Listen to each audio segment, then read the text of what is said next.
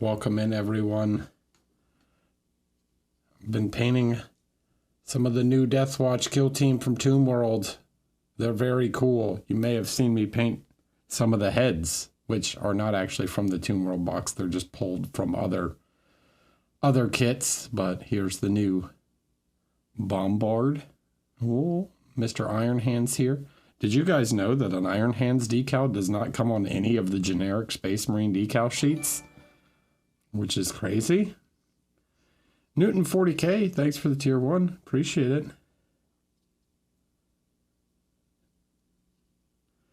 Did you read the secret message underneath 40K? Newton 40K? Did you read the message on the inside of the lid?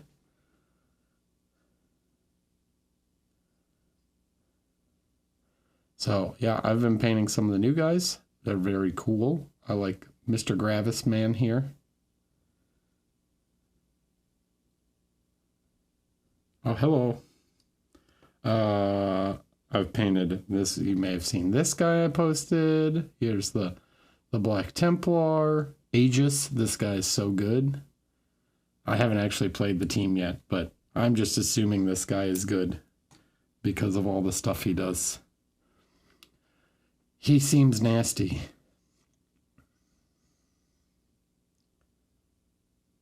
So we got him.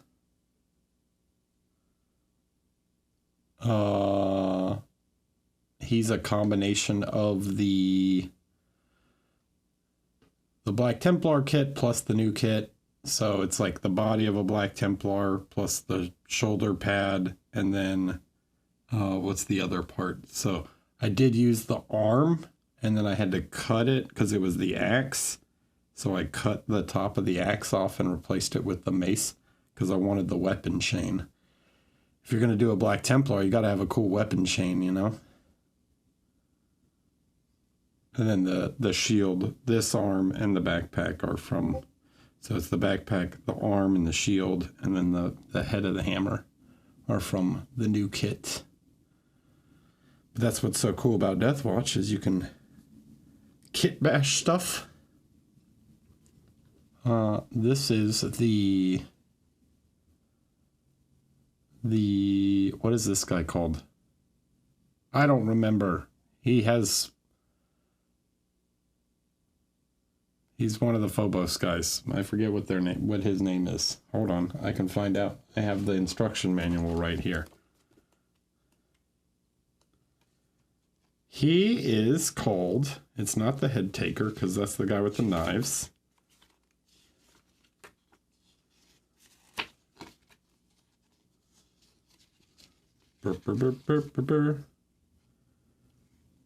What is his name? He's the dude with the marksman's bolt carbine.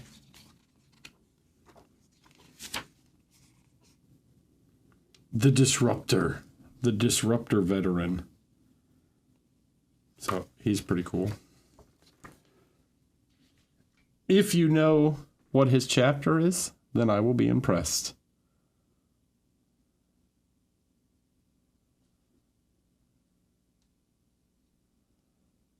It's going good, Flapjack. How are you doing? See how many people have super nerdy, deep 40K lore.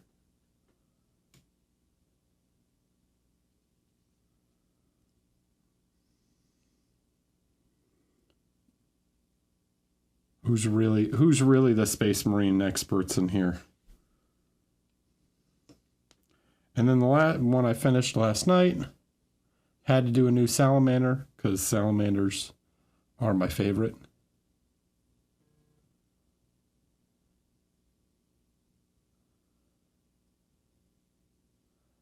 So this is the Demolisher, I think.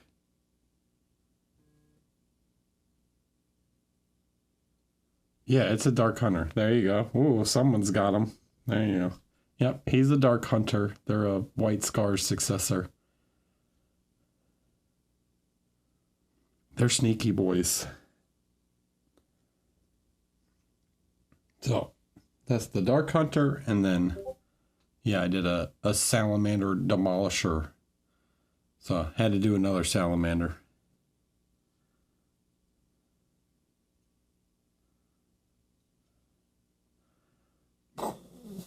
With his, probably these are my two favorite chapters, to be honest. Black Templar and Salamanders. So he's mostly parts of the new kit, except for a few sep. He's got some salamander upgrade bits on him. He's got the old backpack with the little torch, the little brazier attached. Because the brazier, you would have to clip off the little auspex thing on top. So I just used one of the old backpacks.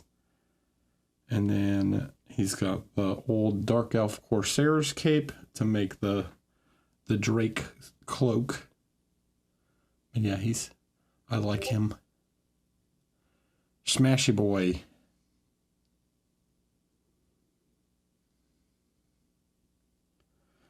And then today, oh, here, I'll show the other one I was working on last night.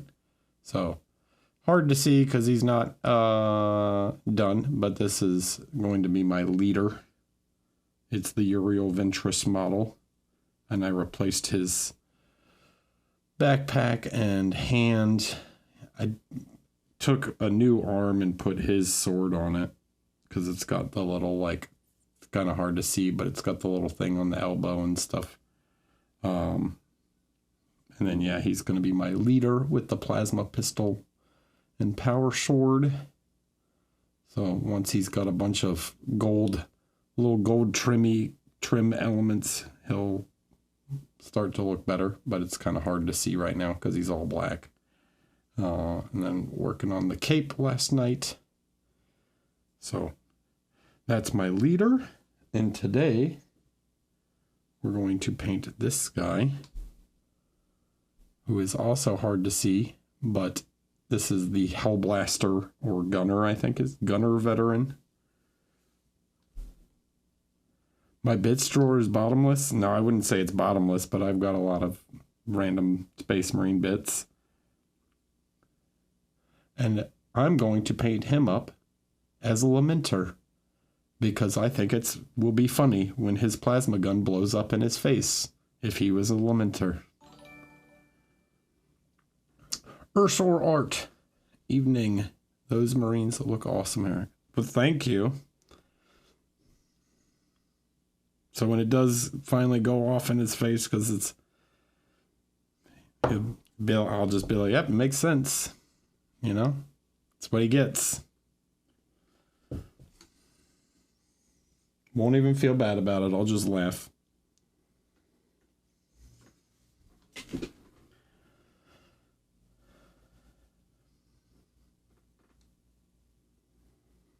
So, we're going to paint some OSL. Fun.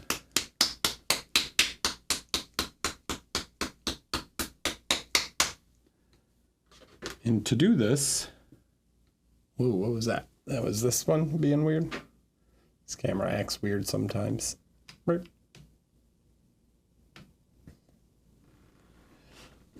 Poor guys. Poor Lamenters. Being sad boys.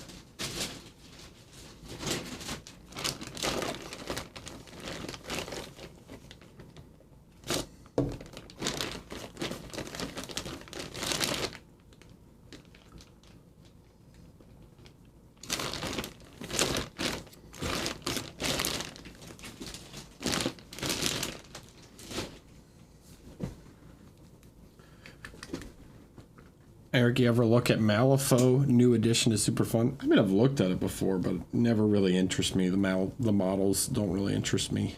Hello, Maso. So, what's the first thing I want to do? Because I want the OSL to be the star of the show on this model. All right. So the very first thing I'm going to do is I'm just going to go ahead and paint the coils. I'm going to base coat these coils because they need to be the brightest thing on this model.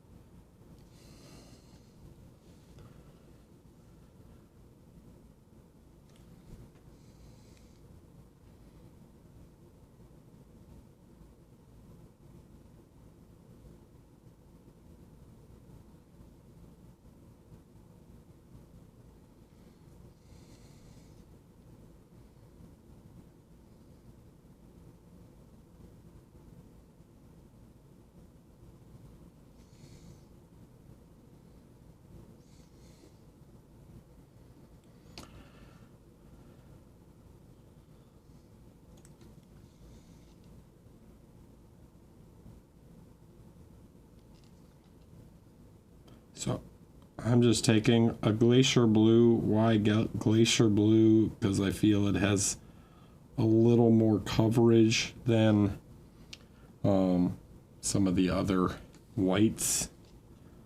It's a cool blue. I'm going to go with turquoise. I know, like, depending on which legion and stuff, like typically chaos, they tend to do a the plasma tends to be like a red orange glow. I'm gonna go with a turquoisey glow for mine.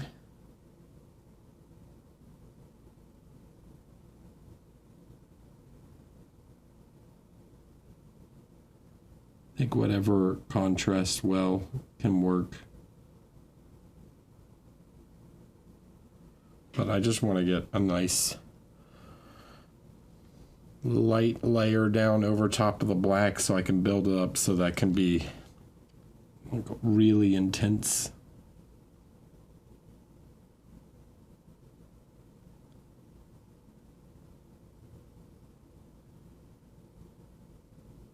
But the process would be the same with different colors, right? If I was doing a red, like a red-orange glow, I would still start with like a really light, maybe like a pink, really light pink or something.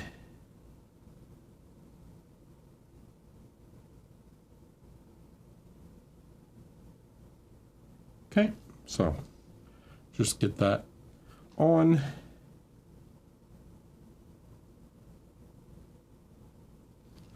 I can add like glow in these later, like maybe, I don't know if this part's supposed to glow or not. I don't think so. I think it's just the coils, but you can do stuff like have parts of the ends, like the vents glowing. Okay, so we have, basically this is where the light source is going to come from, right? So we're going to have two light sources. We're going to have the actual light source that's on the model, so a close light source, and then we'll have a far light source like on these guys, right? So we'll have some sort of general light source, and we need to make both of those work.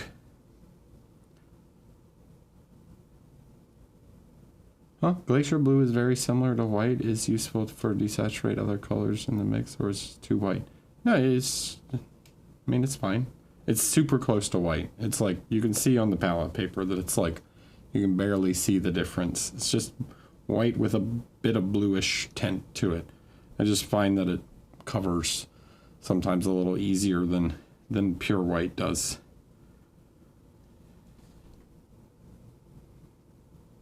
Don't overthink it. It's just a really light color.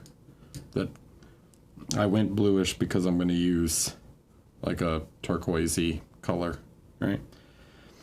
So we're going to have two opposing, I think we're going to go with two opposing light sources. So he's going to have one light source that's kind of from the above, but I'm going to go a little more maybe top right with it. So it's like, or maybe top left. And then this one's going to be coming from right here. So that means that like, when I go to do the shoulder pad here, that a lot of this is going to be covered in turquoise because it's supposed to be like it's super close to the gun. But there's something interesting that's going on with the glow here, in that we have light kind of works in two ways, okay? You have lights which are absorbed and then reflected, right? So my shirt is a black shirt right now, but it's kind of gray, right? Then you have light, and the reason this paint, for example, is red is because it absorbs every spectrum of light except for red, okay? But then you can see the actual reflection on the bottle, which looks white, okay? You should be able to see, in fact, this little gap right here, right? Can you see this little, you can see this square, right, in the bottle, and then this little gap right here, that's the camera obscuring the light. So you're seeing a reflection of the lamp above my desk, and then you're seeing the lack of the lamp, or the camera blocking the lamp, right? So you see through that to red, okay?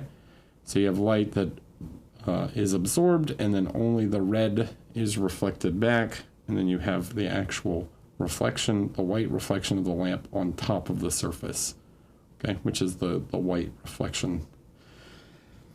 Those are highlights, right? So when we're dealing with black armor, okay, black absorbs basically everything, okay? That's why it's black. So the only really light, the OSL in this case, that we're going to see is reflections of the light source in the black armor, not really absorbed and refracted light, right? We're going to see just the reflected light sources. All right. I don't know if that makes sense, but I was doing my best to describe that. Okay. So what that means, what all that means is that we're going to have this turquoisey glow on parts of the armor. All right.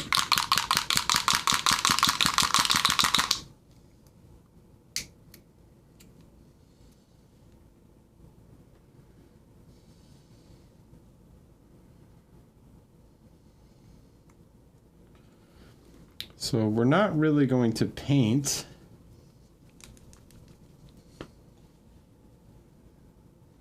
get out of here. We're not really going to paint like a diffused light on the armor. We're going to paint a reflection of the gun, of the coils in the black. All right? And on the steel and everything.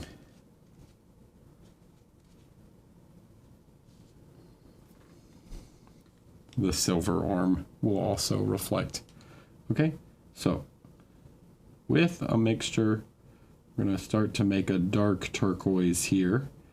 And then, depending on the intensity of the light source, right?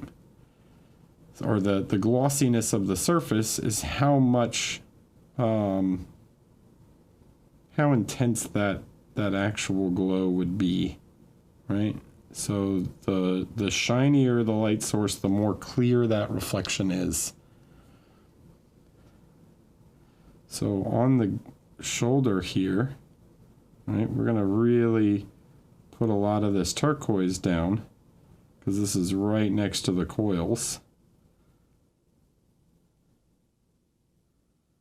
And basically the whole front of his little arm is going to get a quite intense glow. It's going to basically eliminate any black that would be on this section of the steel, right? And I'll go up from here, but I'm just trying to get the start, the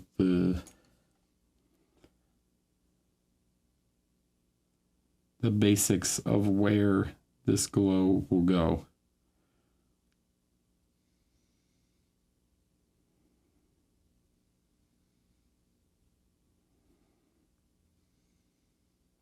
right? So anything on top of the shoulder is not really going to reflect the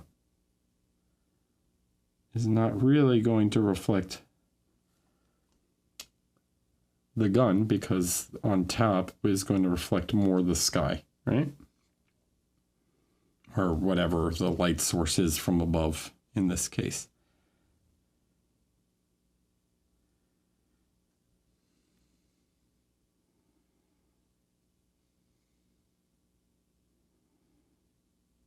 Am I talking nonsense? Am I making sense to you guys?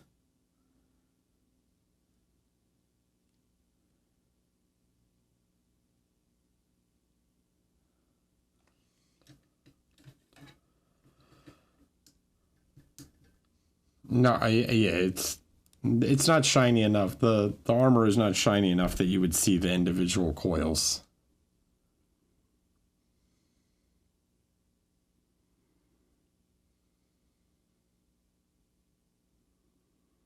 Thanks, Murph, and congrats, Murph, on your best of category.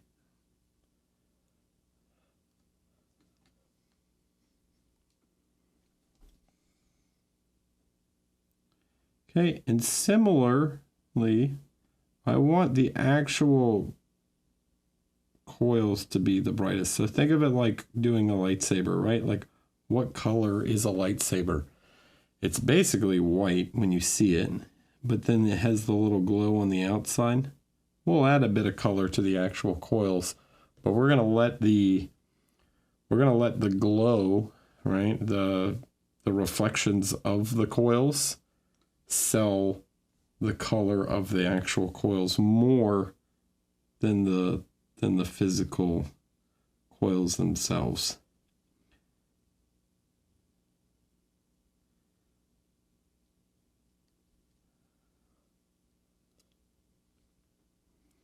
Right, so we want to look and see just where on this figure that we can really see some nice, like this, these parts will begin to reflect in the armor, right? So on something like the top of the collar, for example, we won't really get much glow on the top because the top doesn't face, like no part of the top of his collar faces the actual coils.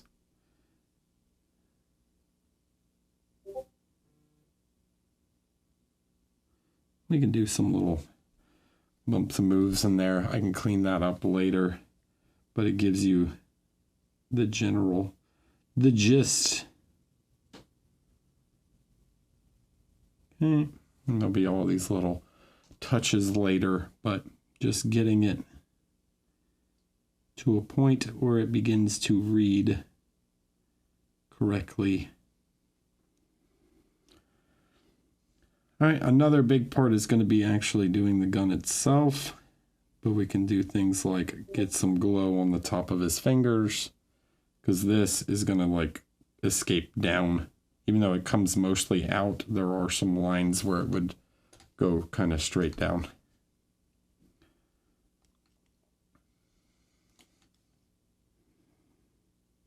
And things like this, right? These parts would all get some glow on them. The front of this thing, each one of these little, right? Some of these would start to catch some light.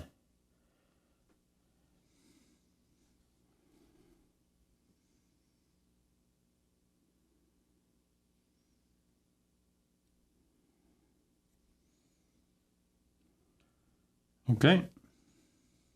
Even like inside here, we can sneak a little light like onto his belt buckle and stuff, because it's the light that's going to come like down through his arm here.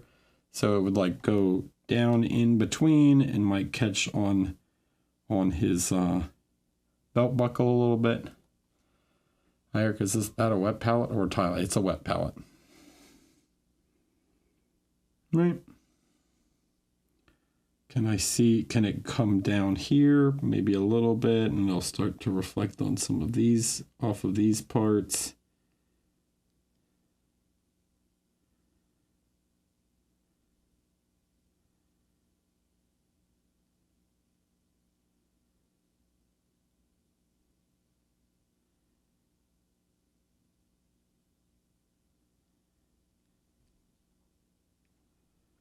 So we don't get a perfect view of these elements. Some light might. Sometimes we have to cheat a little bit to sneak some light into places where you might not see it perfectly, but it'll reach. And sometimes it's just cool to add it.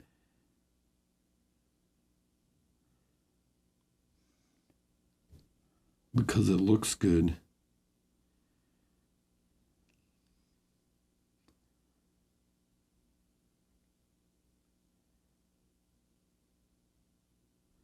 Sometimes it just looks good. Okay.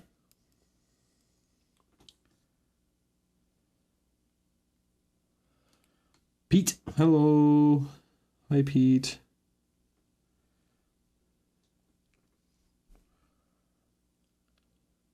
I have Rubik's Cube. All right, so I'll add more later as I go, but that gives you sort of a general sense of the light like coming off of the gun, right? So there's going to be like way more on his face too when I do his face. Like I've got to light up the front of his face, but and then there's probably going to be quite a bit like on the little auspex thing up here. Right, some of these lower facing planes, but we can kind of do stuff like this. Right, you get some glow on those parts.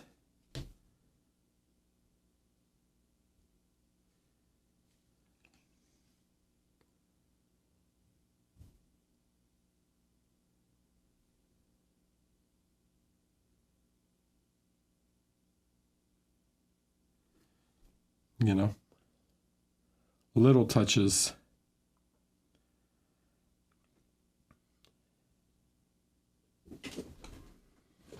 Oh man, sorry to hear that.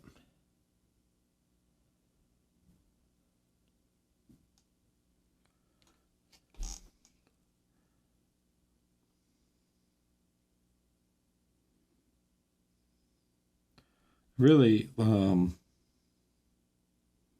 think I've talked about this before. I really don't even like the term OSL. I think it's just kind of silly, but the idea, you know, is that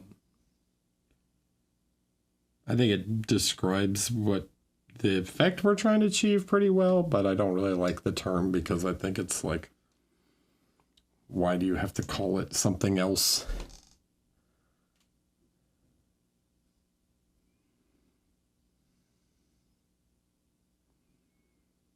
Okay, so I think that's most of the area that the coil kind of sees. There are some further effects you can do. Like I said, as we go, we can start to introduce little bits, you know, like on his fingers and stuff, where it's like there might not actually be very much, but sometimes it just makes for a nice touch to like give the sensation. But in the end,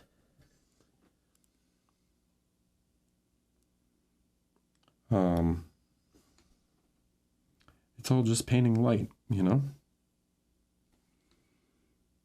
Yeah, let's do this too. Let's put some in the gun. All right? Because why not? Let's make the inside glowing a little bit.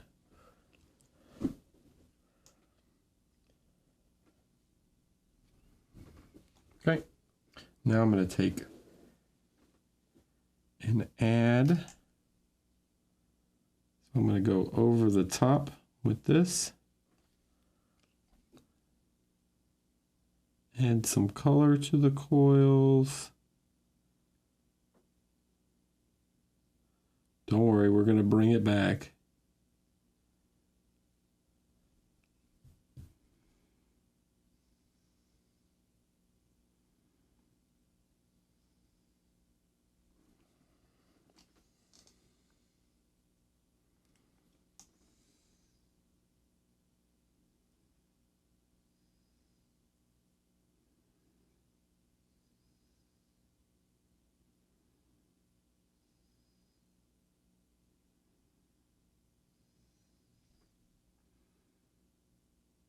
I'm going to clean up all around this anyways, because I want it to, I'm going to end up doing a red gun.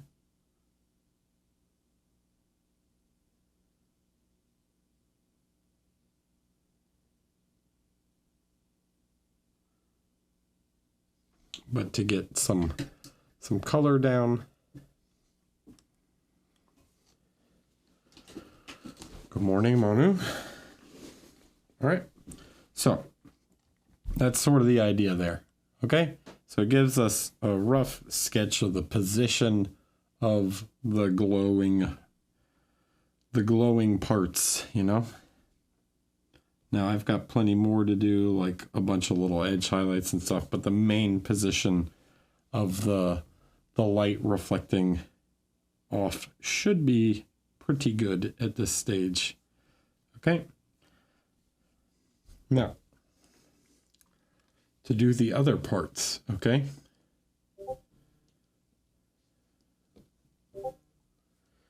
What is beeping? Is that Discord? So annoying.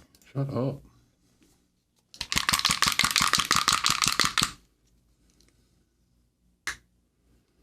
Okay, so what we're going to do here, now we're going to take a more grayish tone. All right, so we have one really bright glow from the front. And then we're going to switch to a more grayish.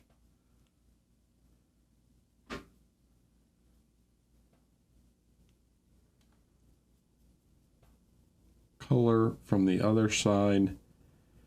I already use a slight amount of turquoise in my black just because I like it. But we're going to change it up, so we're going to pick an angle, and you should be able to see a bit of the reflections here in the armor. So areas like on up here, you should see that gray line, right? So here's where we're going to do the like overhead lighting. All right, so we're going to have a reflection like this that runs across.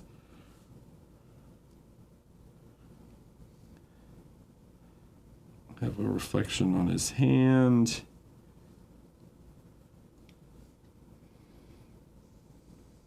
Not worried too much about this sort of part right here, because it's all going to get that's going to get covered by his shoulder anyways.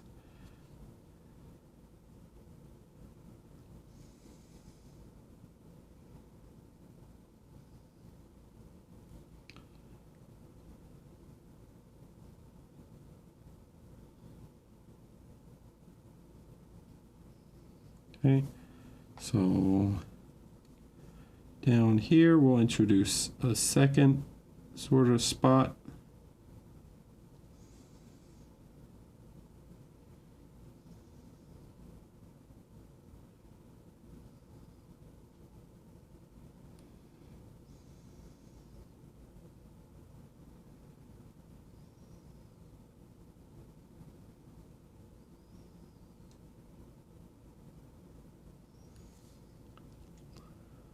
We start to paint some of the volumetrics of this second light, right? And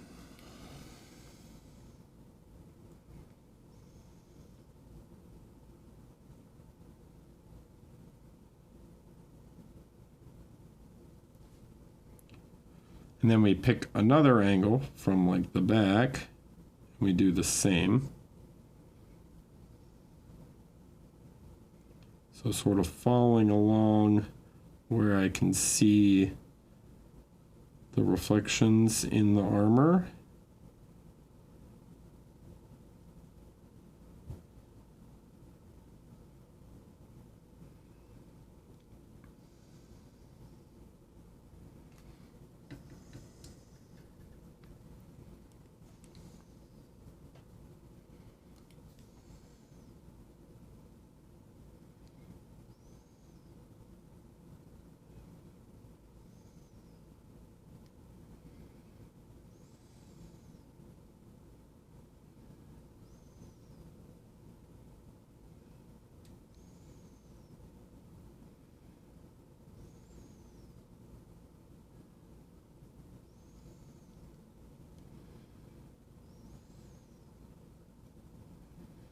And maybe here I'll introduce one just to create something slightly different to the green glow, right?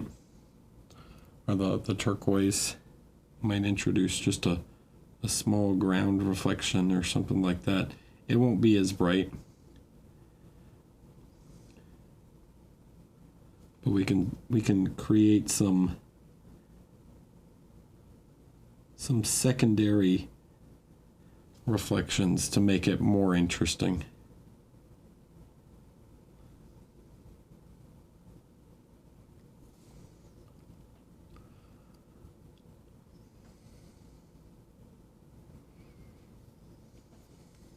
So sort of the idea is that as we shift this other one more towards the grays, the two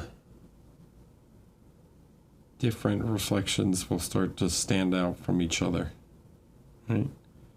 Like maybe this one on his leg here only goes that bright, but then some of the ones like on his foot and stuff, I can go much brighter.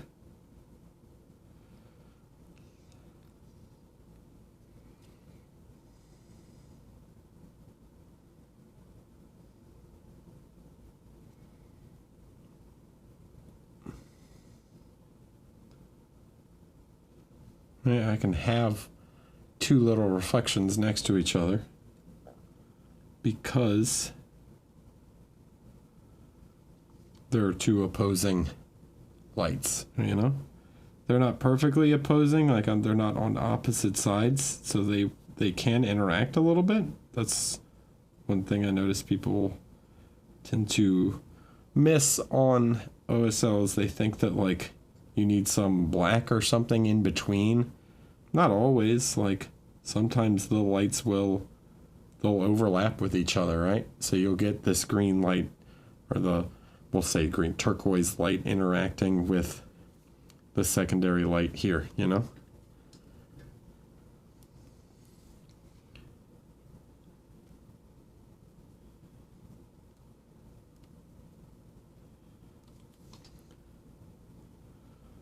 And because of this one, I think I want this sort of facing this direction more.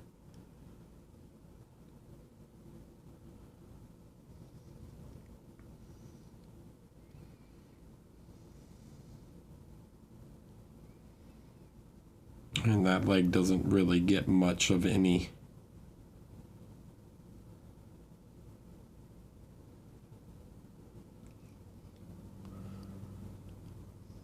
All right, so we start to, so you have this line here, and then this line here, and then I can, even because I've shifted this one a little more left, I can create like really small, like maybe there's a little bit of that glow reflecting off of his boot here, okay?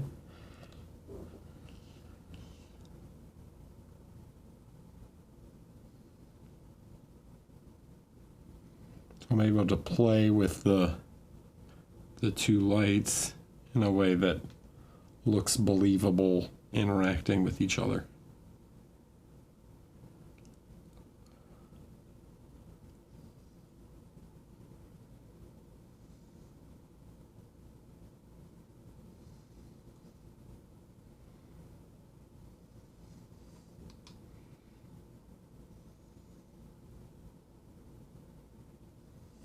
Yes. Yes.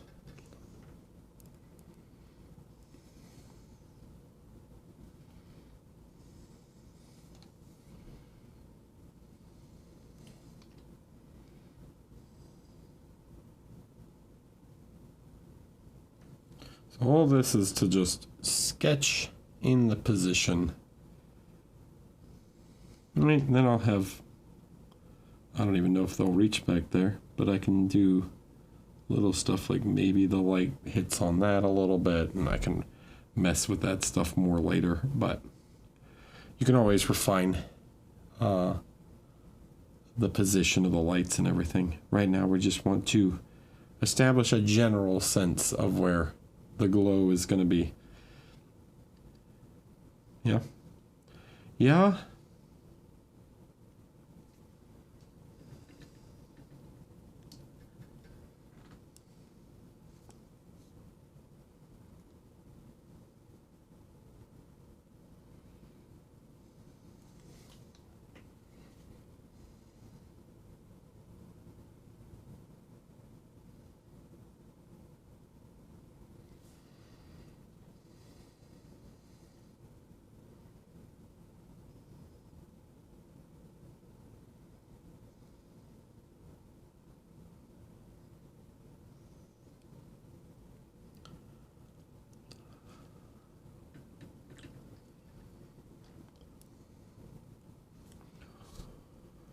Let me know if I'm talking crazy talk. If none of this makes sense, please ask questions.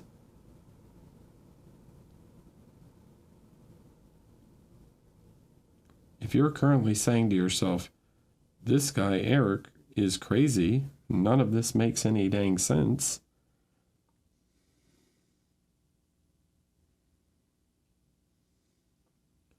do not be afraid to say that so.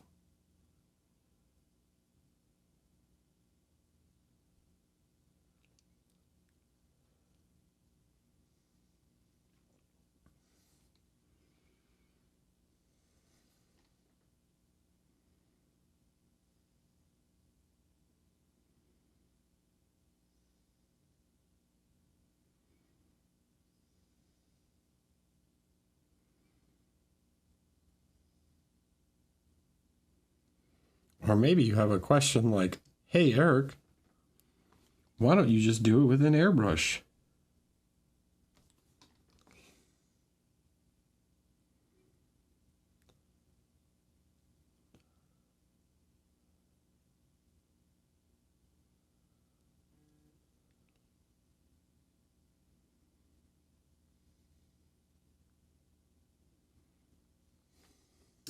Well, chat, why don't I just do it with an airbrush?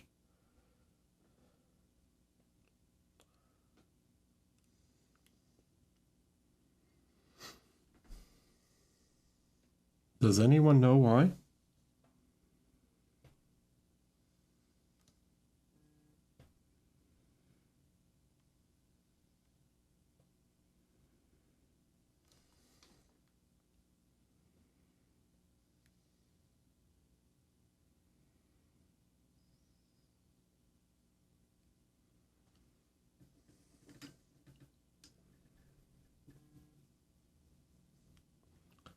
I have no idea, Mini Monster. Also, I haven't forgotten about you. I need to get back to you, but I haven't gotten to it yet. Overspray. All right. My guess is there's less control with an airbrush. Yeah, so airbrushes, okay, airbrushes are too linear, right? So what I mean, airbrushes represent general lighting direction well, but airbrushes do not simulate reflections, okay? So when I'm painting black armor with OSL, I'm 100% trying to represent reflections based on a specific viewing angle. Because if I was to paint his shoulder from this angle, right, where would the glow be on his shoulder, right? You would see glow all the way back here because this hits here and then bounces into the viewer, right? You can see that that there would be glow all the way wrapping back here. But I'm trying to represent it more from this direction, right? This is sort of the angle I want to shoot at. So if I was to just go, psh, psh, psh, right, that would be fine for, you know, like just hitting the general, the like diffused lighting, but I'm not trying to represent diffused lighting. I'm trying to represent reflections. So, and because airbrushes also don't represent material finish, okay? So airbrushes are too even, right? I need to be able to control the intensity of the light. So depending on the surface finish, certain like like a black shiny armor, for example, is going to have sharper lines of light than like a more matte material, right?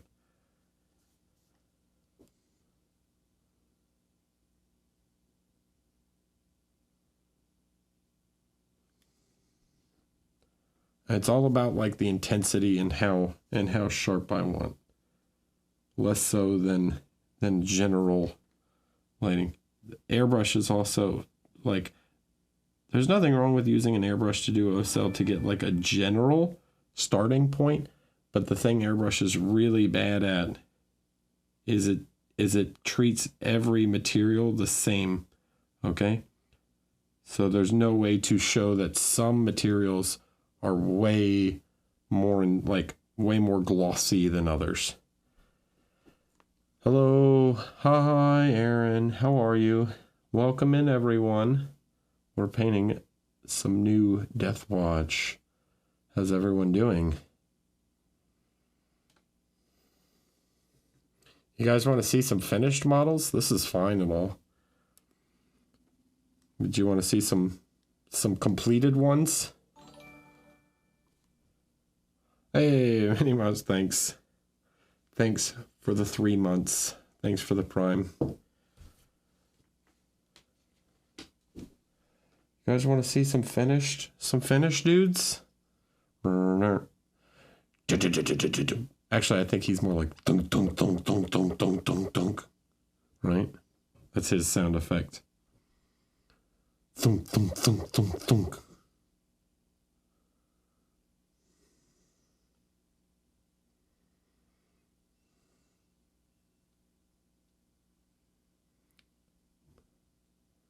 That's this guy. This guy goes pew pew. He goes pew pew pew pew pew pew.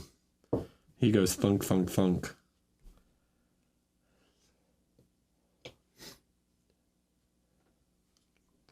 So we got this guy, the Aegis. Now he goes womp. He goes bonk. Bonk bonk. Alright, is he bonk or is this guy bonk? This one's big bonk and little bonk.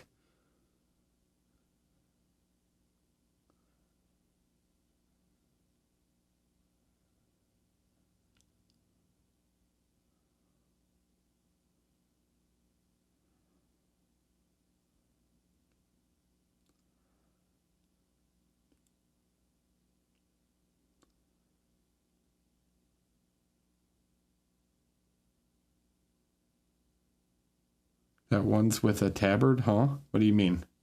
This one? You know, you can mix and match Space Marines. You don't have to build them per the instructions. This? Useless. I don't need no instructions to know how to rock.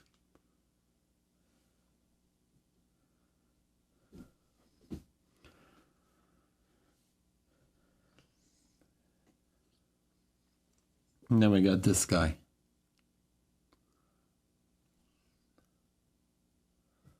All right, enough showing off. More painting. The con was good. Busy as always.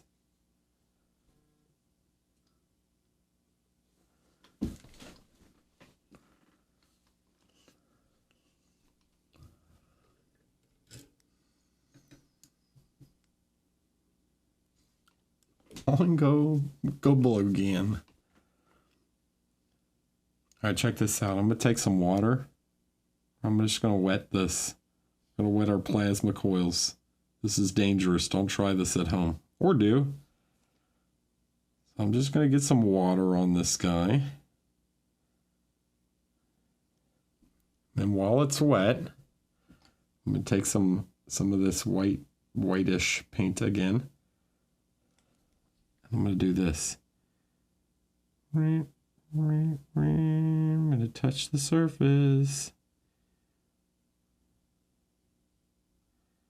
Boink, boink, boink, boink, boink, boink, boink, boink, boink, boink.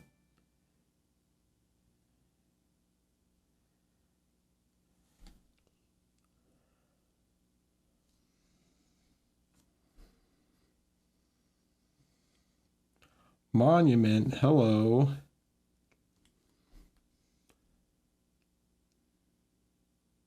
Boink, boink, boink, boink, boink, boink, boink.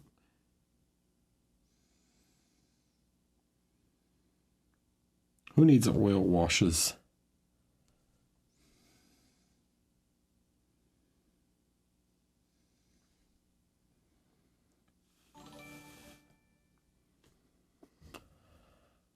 Nova was good.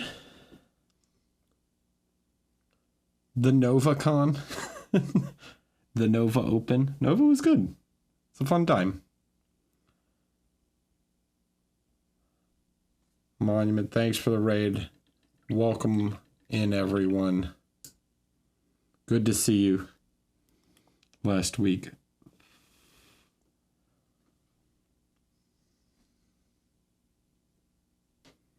So yeah, we can do a little effect like that, and that'll get us some of the brightness back in the in between the coils, right? And then we can go back and do that again if we have to. We can add even more while it's still a little wet, right? If we want to push it even more.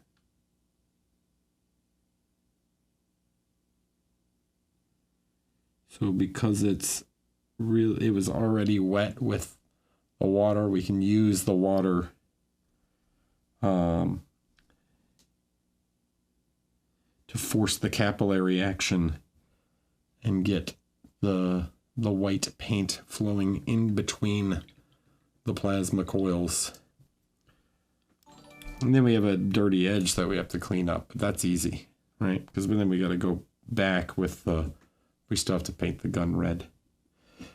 3 shades of purple and Reynos 87. Thank you guys for following. Welcome in. Wow, wizardry. Wow, magic. Nah. Science.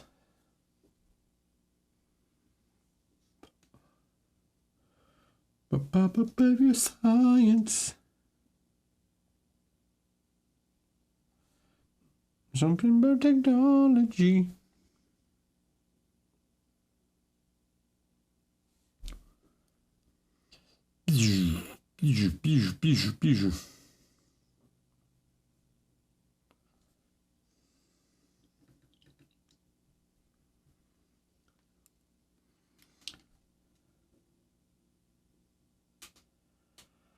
Hi, Eric. I'm on the Hobby Haven team with Tim from Nova. Thank you for a great time this past week. You're welcome. I'm glad you had a good one. And thanks for doing a great job.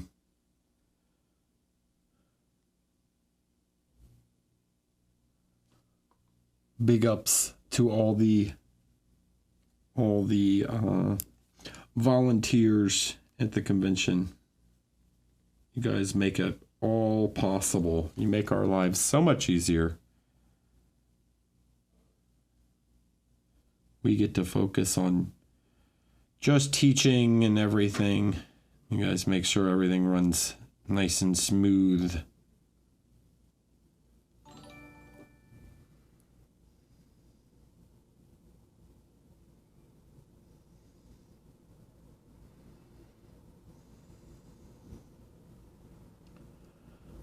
Tiny brush stretch. Hello, welcome.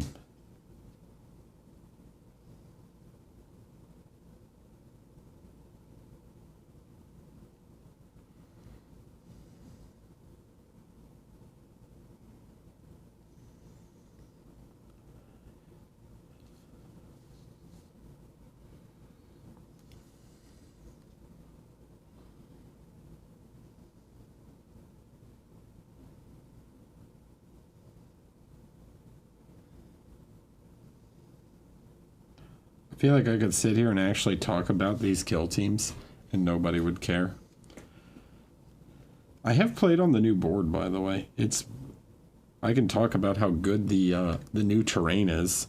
It's so much better than Into the Dark.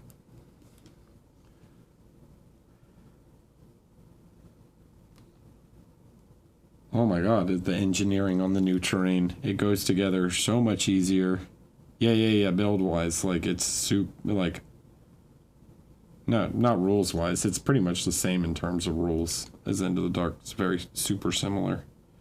But build-wise, it's just the way it snaps together. No more, like, annoying caps to go on top.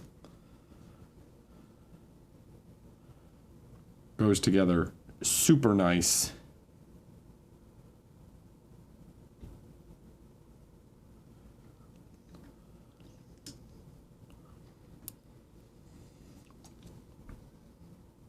Don't have to sand the heck out of it just to get it to fit together.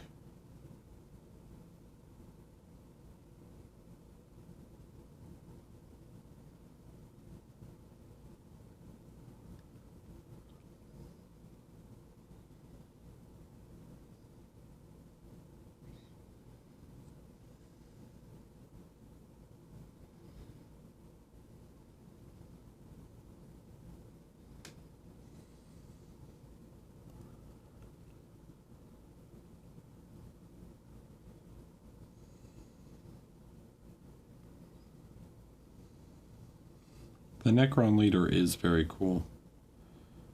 The Chronomancer. I have some of them put together here, actually. Look at this buggo. With his trans-dimensional discombobulator. I don't remember what the actual name of the gun is, but it's very funny. Pew, pew, pew, pew, pew, pew, pew.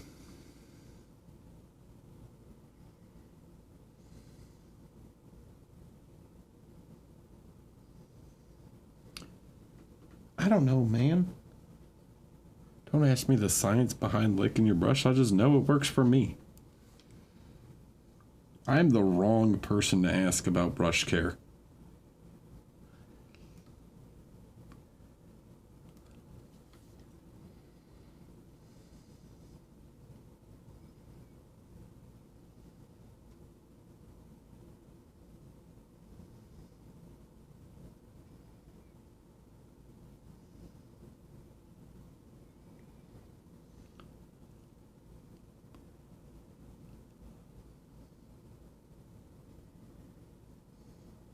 Don't like the over-reliance on spheres for the new Necron designs.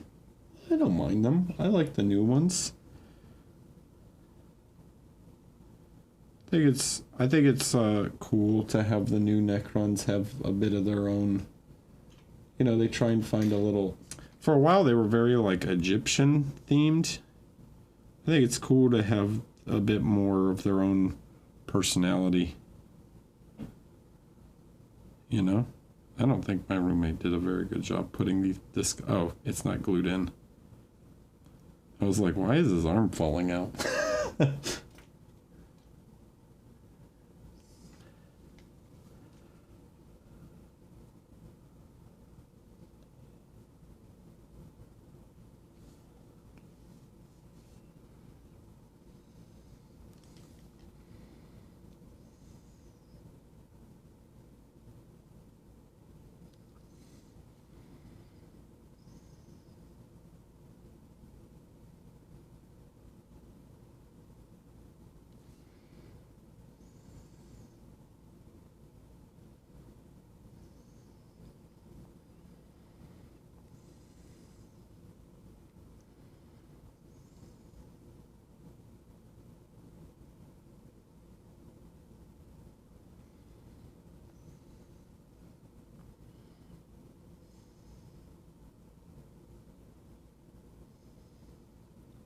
One day, I will ask Byron for a lesson on brush care.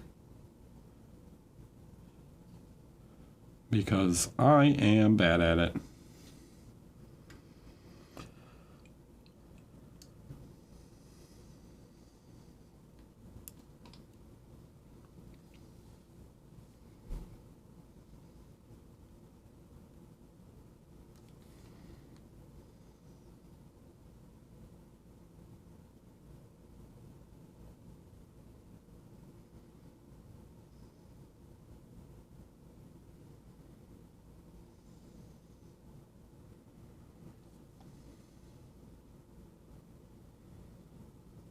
Why would no, orcs would be delicious. They're mushrooms, right?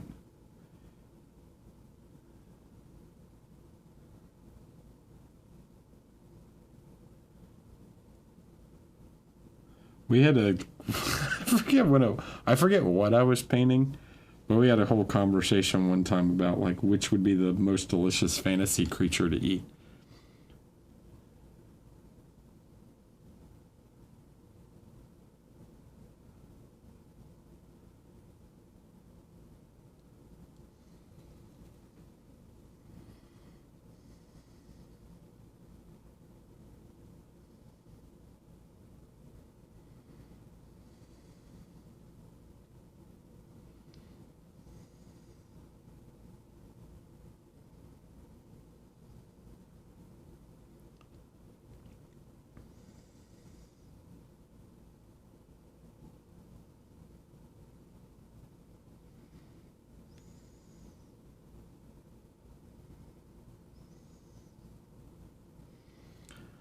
You never had a burger till you've had a Minotaur burger.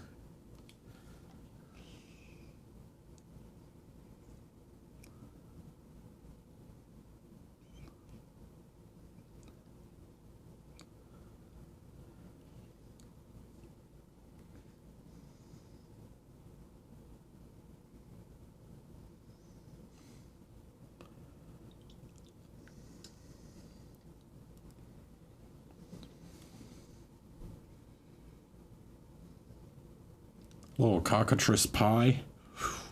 Delicious. Cockatrice pot pie.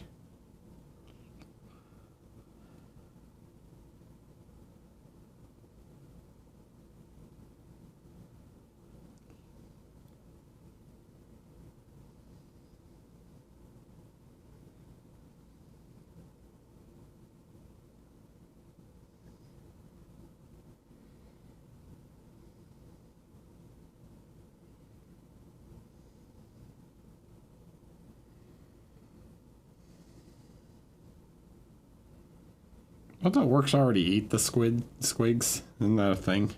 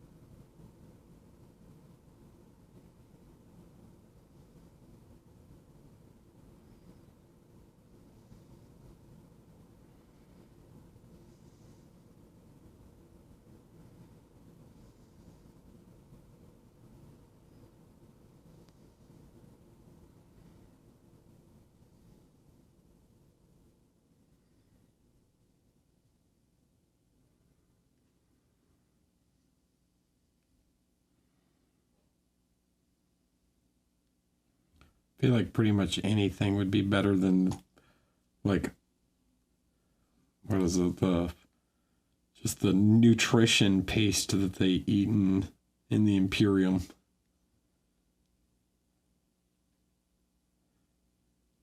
You know you're in a dystopian future when it's nutrition paste. Hey Eric, random, but what color would you prime Blood Angel Marines with? That depends on what technique you like to try and use, you know? Are you going to paint them by hand? Are you going to paint them with the airbrush?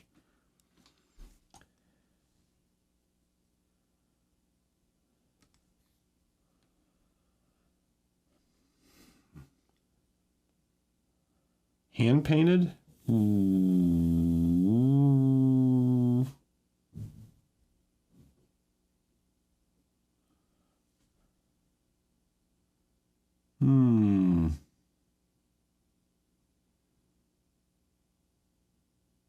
Maybe like a pink? Am I using a glossy primer? It is satin. It's not glossy. Just normal layers, no contrast. And maybe I would go with like a pink tone, just because it'd be easier to get the red over top of that.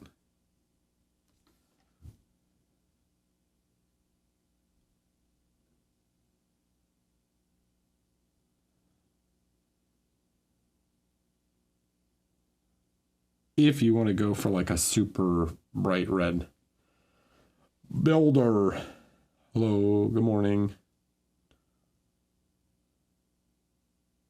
Is this the Mr. Surfacer primer? Yeah, this is Mr. Surfacer Aqueous.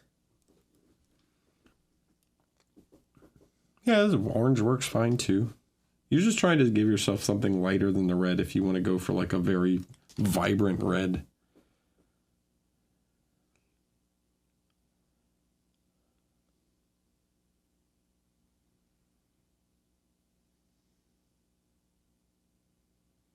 I smell bread downstairs.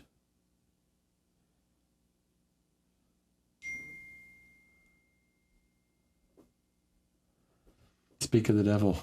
I just got a text. Hey, there's some sourdough downstairs.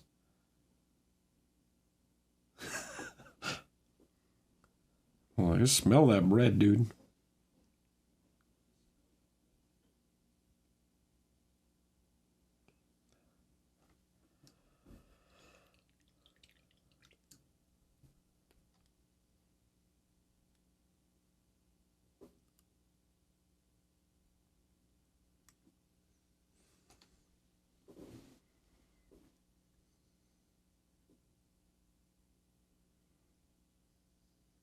Here we go with the come to Australia.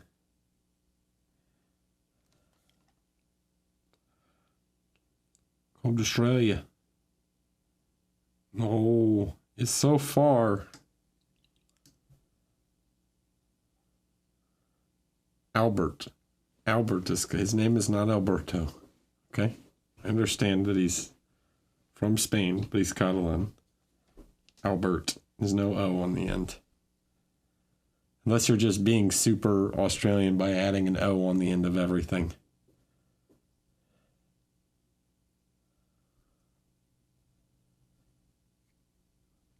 I don't know which in this case.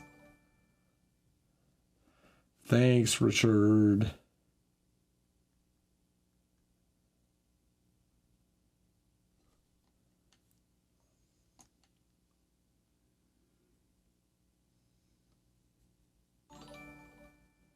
Mose, thanks for the prime.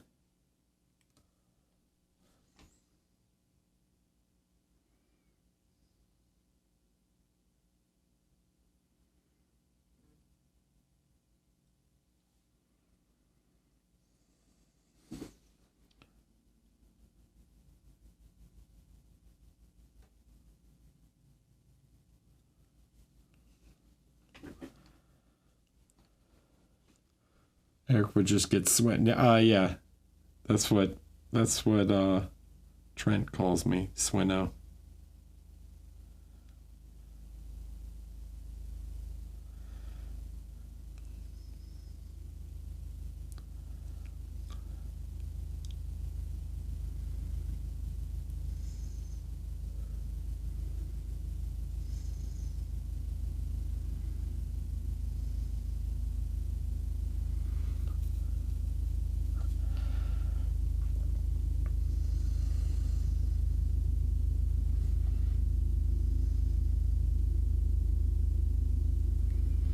Let's see, Trent calls me Swinno. Andy Wardle calls me Easy E. Or Swindog. I forget. He had like a ridiculously long Swindog Millionaire or something like that. I forget. It was like some ridiculously long name in his phone, and he was like, I think I need to shorten it. Because every time I would text him, he couldn't read the actual message because my name would just go across the whole screen.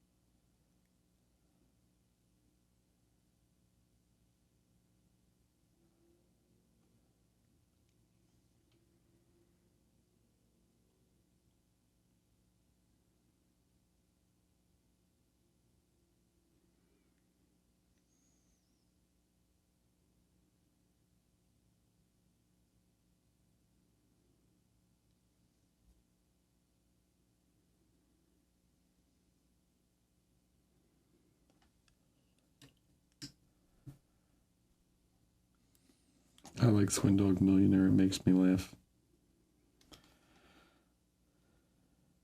I'm going to add another little reflection right here just for funsies. Just because the pose on this guy is kind of weird. With his leg way back like this, I feel like I can add like some secondary reflections to make it a little more interesting. Nova went great. One of the smoothest Nova, probably the smoothest Nova yet. Had a really good time.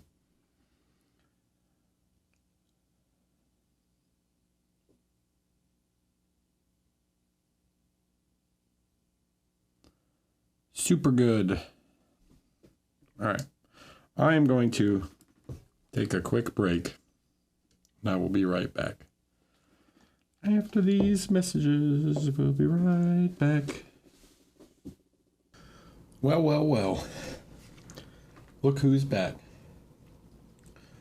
So, I do have to say, I have to pick a chapter for another guy. Where is he? This guy right here. Melt-a-bomb man. Grenade launcher melt-a-bomb man. I'm going to build one of him. The Breacher. He seems very useful on the new map. I'm thinking the Star Phantoms, maybe. I have this guy built, the Headhunter. I can grab him and show you. I built him a while ago as a Reaver.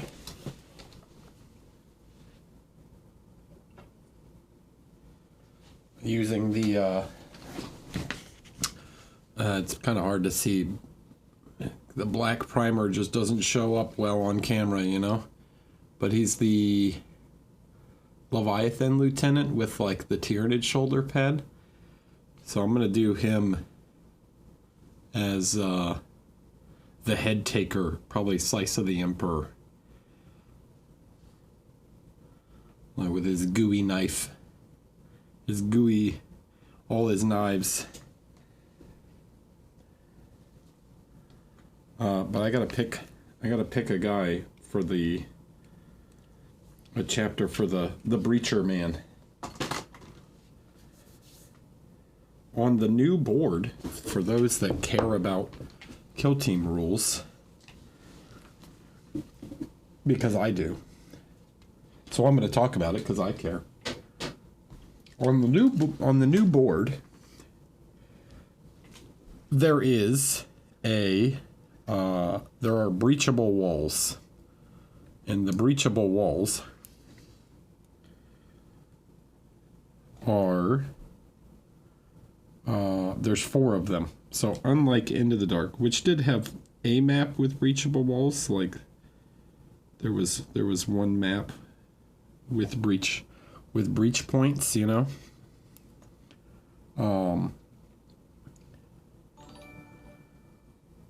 But the new map, Tomb World, every map layout has at least, well, I think every map layout. The ones I saw anyways, the one I played has 4 breach points on the wall. Okay?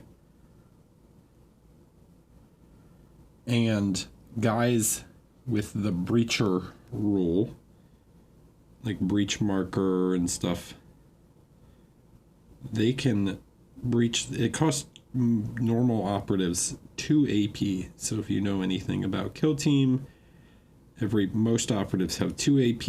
Elite teams have 3 AP. It costs 2 action points to breach the wall. However, if you have the breacher keyword or grenadier keyword or what's the other one? There's one more. Mine layer, like the mine keyword, and then there's, if you have, is it piercing 2 weapons? Yeah. I have not done an Atlantean spears. And Slaps Ice Cream, hello. Thanks for the prime. They can do it for 1 AP. All right. So Grenadiers and Mine Layers and Breachers have more use on the new board. So the Breacher Operative is quite useful, besides the fact that he has a blast weapon and a melt-a-bomb, and he can just blow things up. You know, and blowing stuff up on Into the Dark is more deadly.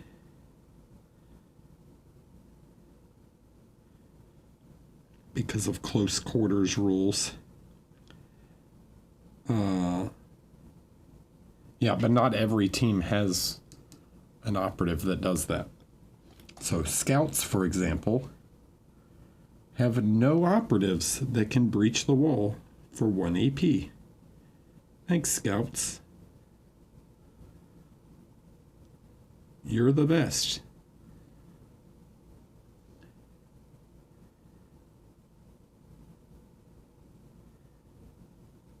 Can you sense my sarcasm? I know what they look like.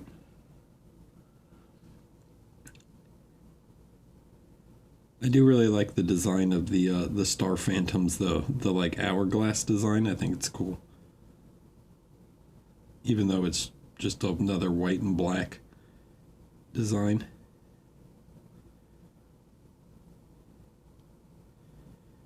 Which isn't the most exciting thing in the world, but...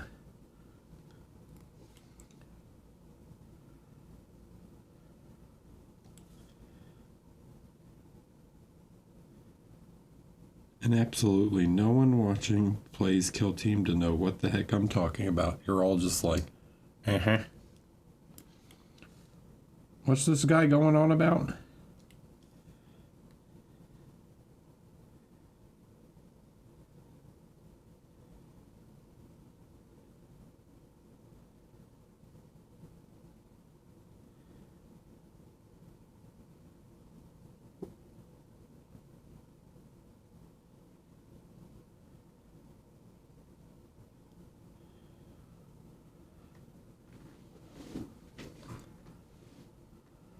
Crimson Shades? I don't know who that is.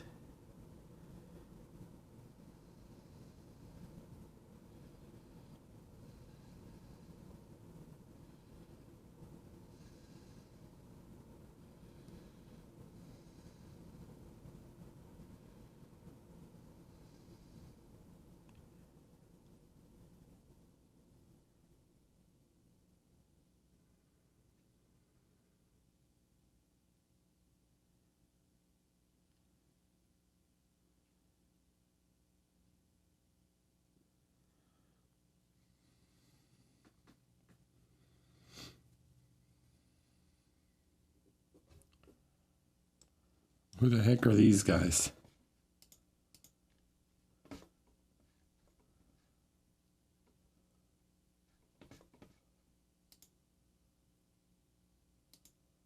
Is it actually going to load? Oh, weird. Who are they? Who are those guys? What's their deal?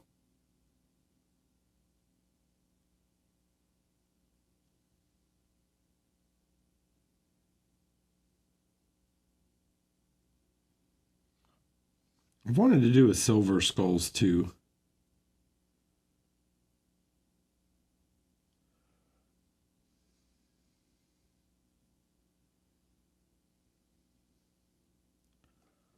They're like taking the skulls of their enemies.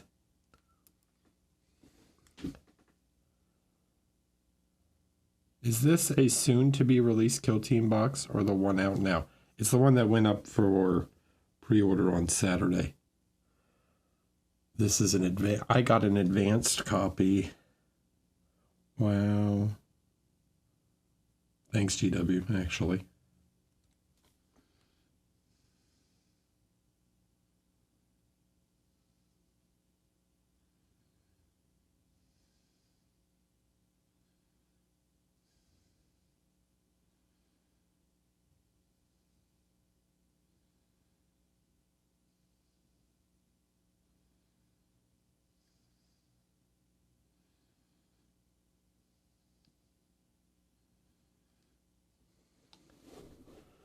They said, "Yo, dog, I heard you really like Deathwatch." And I said, "You know what? I do. I do, in fact, really like the Deathwatch." And now we're going to get all these bandwagoners. The Lamenters, that's the one that I'm going to paint this guy as.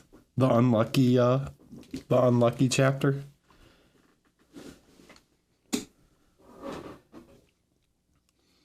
That's what I'm going to paint this guy as, so when his gun blows up in his face, I'm going to laugh.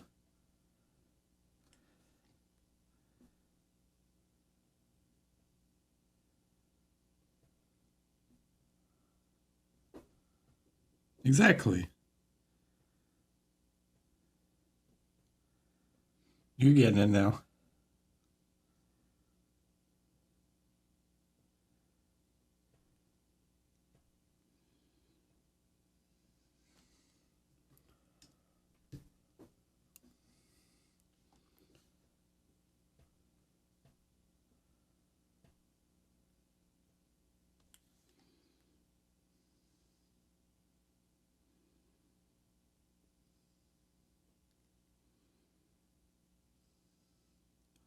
This poor man.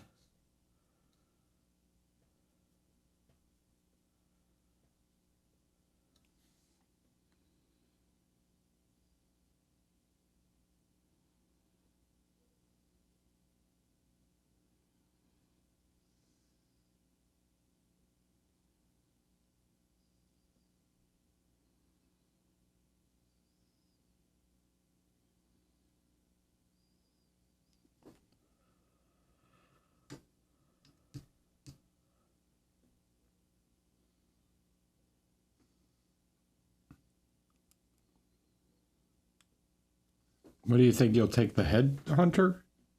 He's going to be Size of the Emperor. Because he's got the... He hates Tyranids. He's got all... I used the... What's it called? All the Leviathan parts on him. So he's made from a bunch of Leviathan parts. And I'll use the other guy, the other body of the Phobos guy to make, I don't know, some Phobos Marine from... Because they give you two of the same body, and I don't particularly like that they have the same pose. So I'll use this body for some other Phobos Marine and like an actual Phobos kill team at some point. Even though they're declassified now or whatever, however that stuff works. I don't care about that. Because I don't play in GW tournaments. I'm not a tournament player. So I don't really care about declassified or whatever. Just play what I want.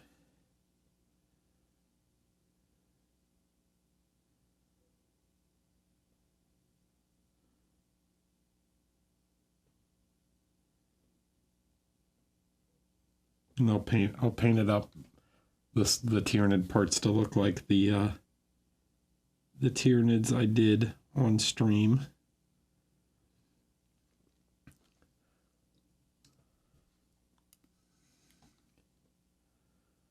If you saw those.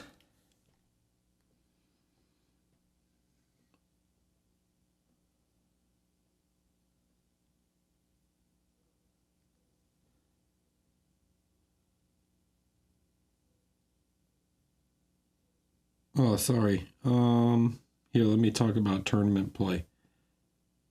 So I heard Sanctifiers are really good right now.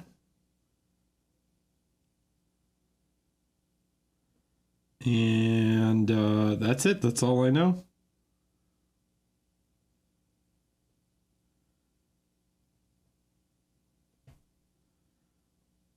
There's my in-depth, and that's my in-depth analysis of the tournament scene at the moment.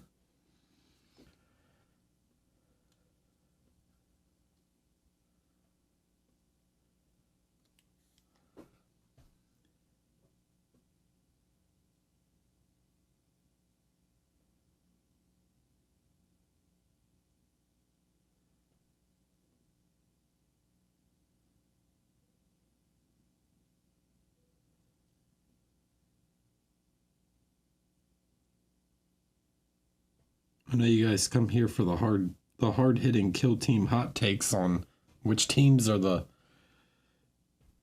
hotness right now. Let's make a tier list. All right, ready? These guys are S tier because they look cool in their Deathwatch. So easy S tier. Yep.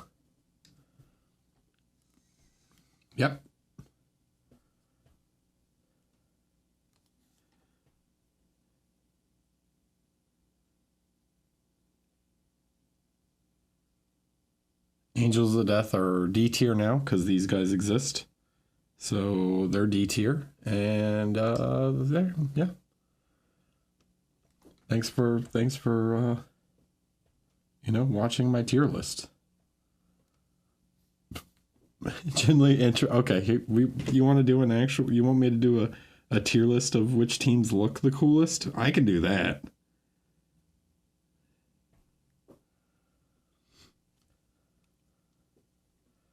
All right. Let's start from coolest looking teams. Okay? So, who's in S tier? Deathwatch. Deathwatch, easy S tier kill team in terms of looks. Okay?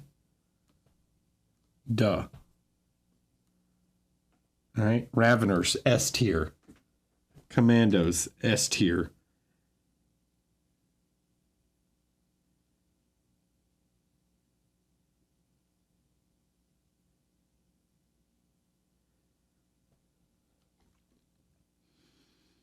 Who else we got?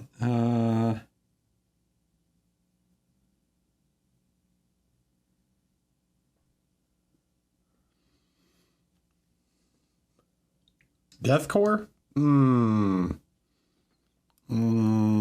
gonna give them a B tier. Deathcore gets a B tier. Mandrakes? D tier. Worst kill team design. Not that I dislike the actual models. They're fine. I just don't think they make a very interesting kill team. They're too hard to distinguish the individual models.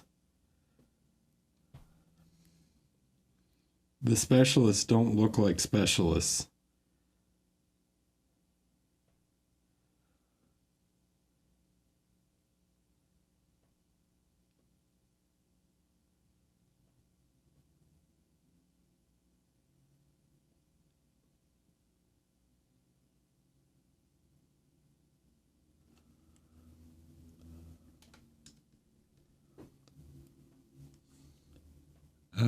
Who else? Phobos? I'm going to give Phobos an A tier.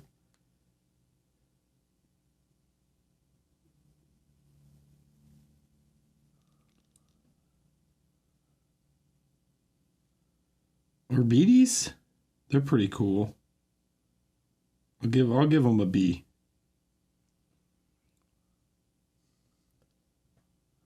I'll give them an A for the dog. Otherwise, they would be a B.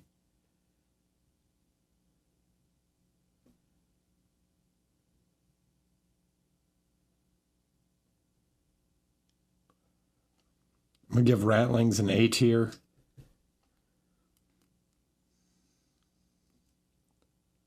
Felgor? I'm going to go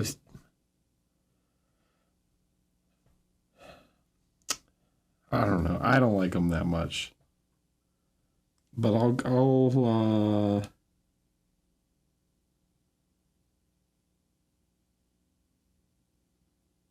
be nice and give them a B. They are unique, but they're not my favorite.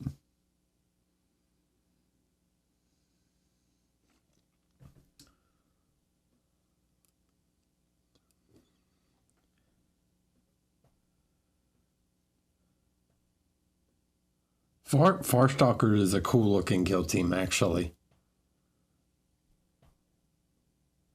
Farstalkers, I'm gonna go A tier on Farstalker Kin Band. They're pretty sweet.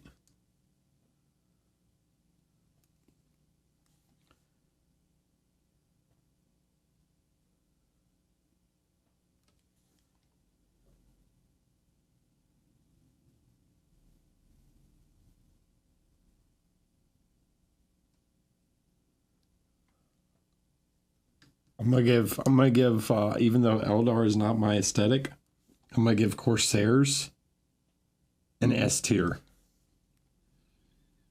Hot take. This is coming from a guy who doesn't even like Eldar.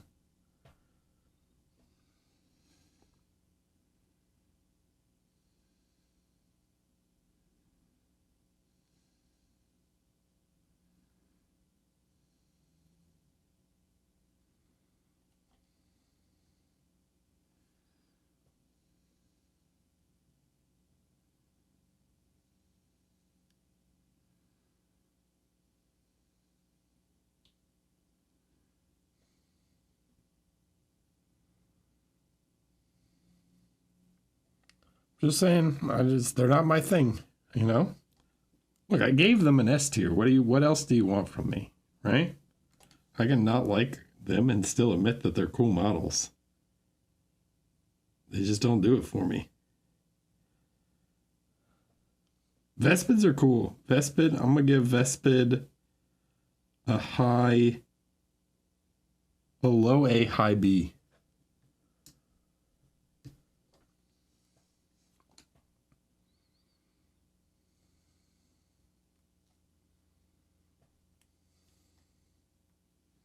See,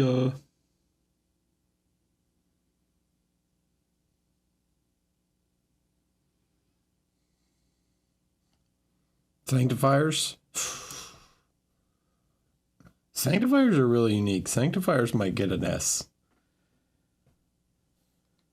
Not my aesthetic, but I will say that they're pretty cool. They're like got a lot of individuality.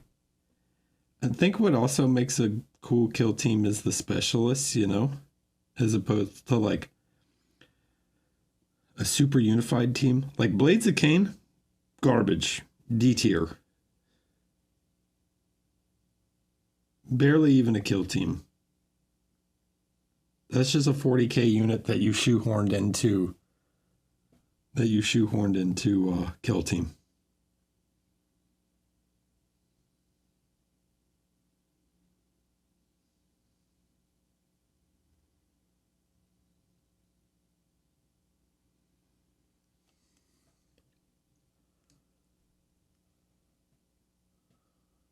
Which one's Battleclade? Is Battleclade the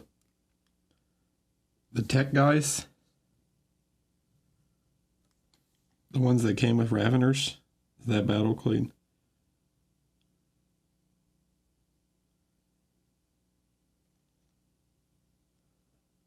Yeah, the Servitor team. Okay, that's what I thought. They're cool, I guess. I'll give them a B.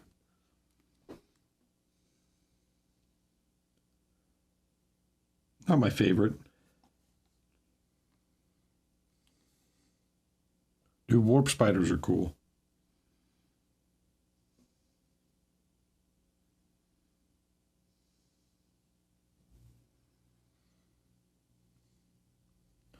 Oh, hate agents. I wish agents was they should have had an actual Inquisitor. Makes me mad. How are you going to make an inquisitorial team without an Inquisitor in it? And don't tell me because an Inquisitor would be too strong, because Space Marine team has a damn captain in it.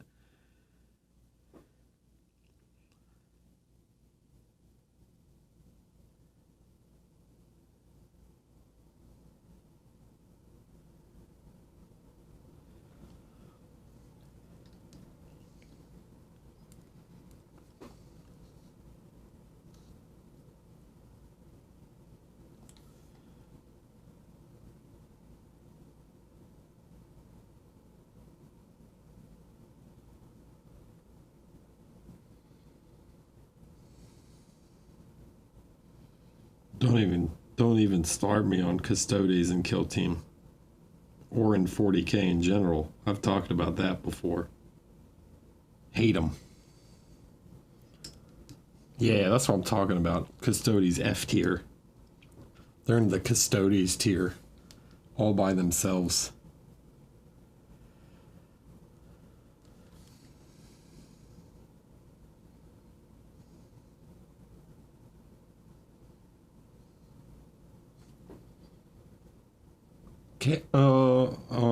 What's the, not Wormblade, Brood Brothers? C tier.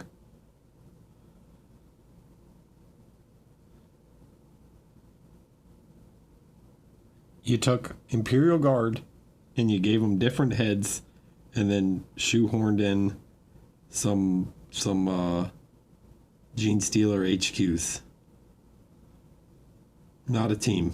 Lame. Blooded was pretty cool.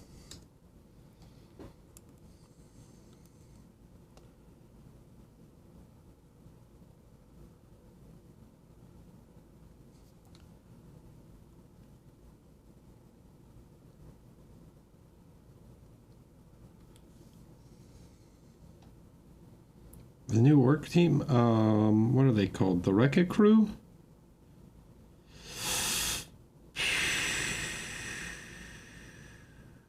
I don't love them. I don't love them. I'm gonna go B tier, maybe even C tier. They're not my favorite. I think the Commandos are way cooler. Dude, I already said Rattling. Well, I think I said Rattling's A tier. The Rattlings are cool. They also have a dog.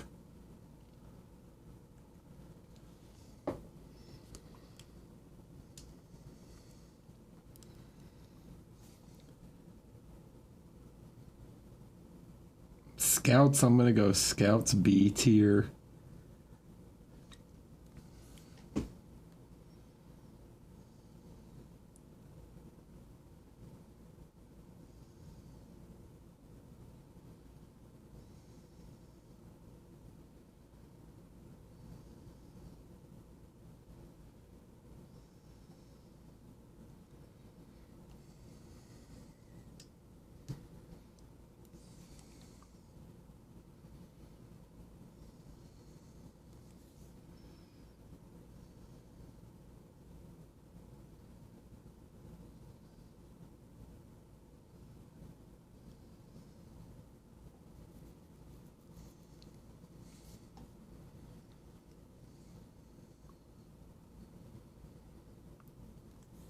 Mega Knob kill team. That could be cool. I don't want the game to get too elite-y, you know? I don't want too many 5-man teams in the game. The ones that are like really elite should feel elite, you know, Raveners, Deathwatch.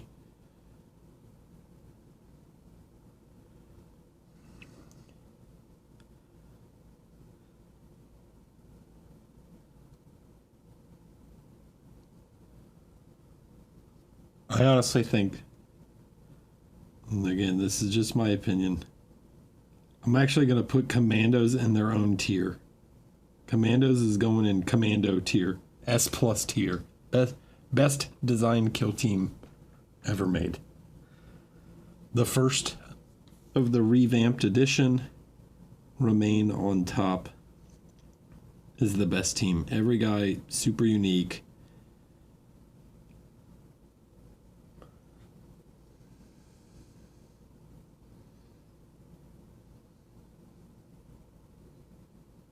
Super cool design models.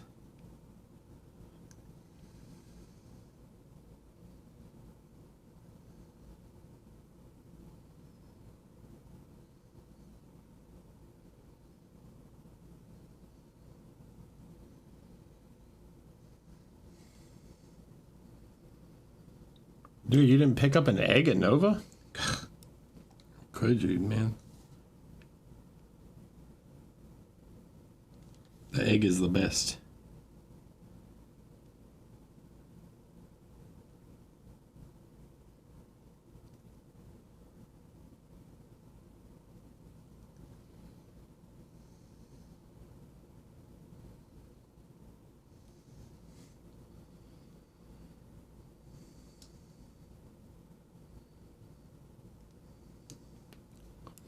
They didn't tell you about the $5 discount you got if you bought the brush set and the egg? Come on. Come on, dudes.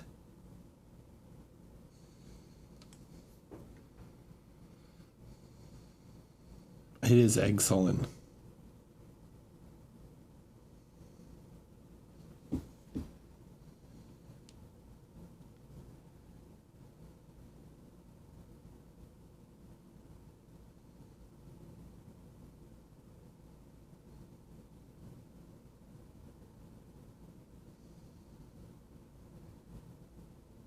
What teams am I missing? Hearthkin Salvagers? I'm missing the 2 Votan teams. I'm going to give Salvagers a B. No, I'm giving Salvagers a B. And I'm going to give a Jaegers an A.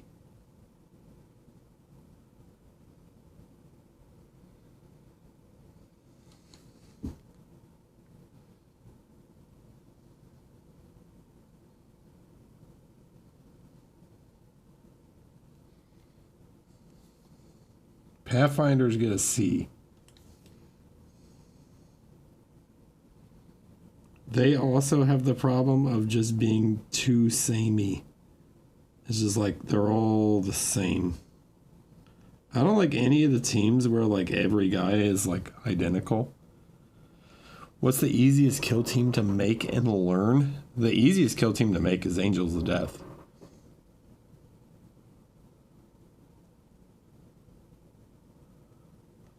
Super easy to make Angels of the Death. Like most of your friends probably have the models just laying around to build an Angels of Death team.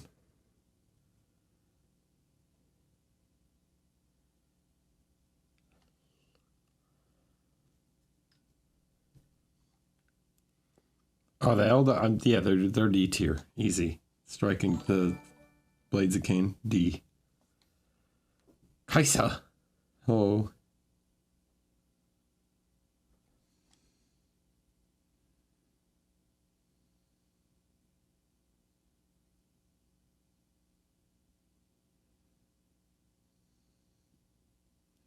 In fact, while we're talking about Angels of Death, B tier. Plague Marines, A tier. Plague Marines are cool. In terms of look, I'm gonna give Warp Coven also an A tier.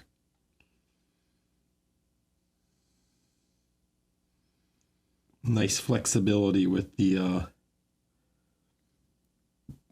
Zangors and the rubrics. Plus the sorcerers are really cool.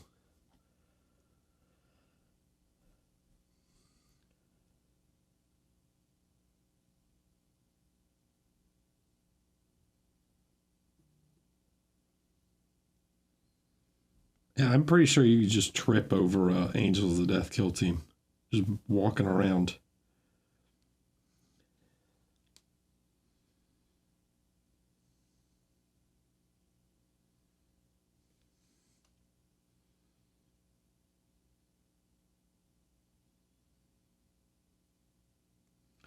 The hardest model to probably get out of it is the Eliminator.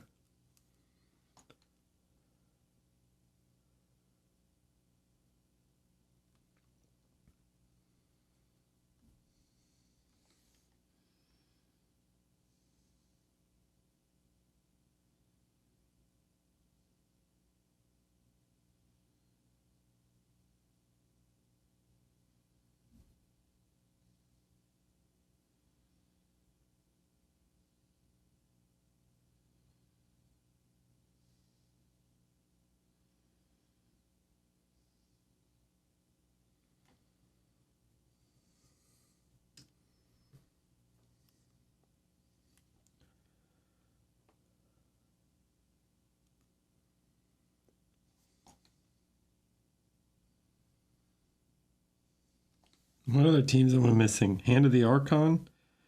I'm going to give Hand of the Archon a B tier.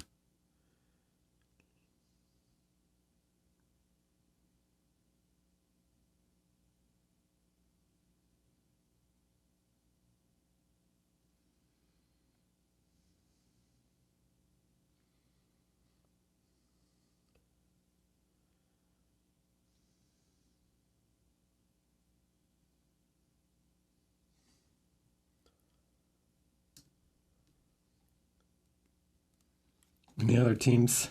Am I missing anyone, guys? If I forget anybody, I'm sure there's ones I'm missing. Wormblade. I actually literally don't even know what models are in Wormblade, so I'm not going to answer that one.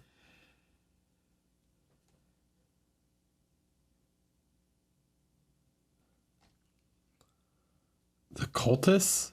I also don't remember what they look like. They're another team that I'm really just not familiar enough with to answer because I've never seen them played. Is someone collecting all these rankings? We need a Swinson scale kill team. Yeah. You put this list up and all the people, the like competitive players are going to be like, this dude has no idea what he's talking about. And then you're going to be like, yeah, it's all based on looks. This is the team purely based on aesthetics. Which teams look the coolest?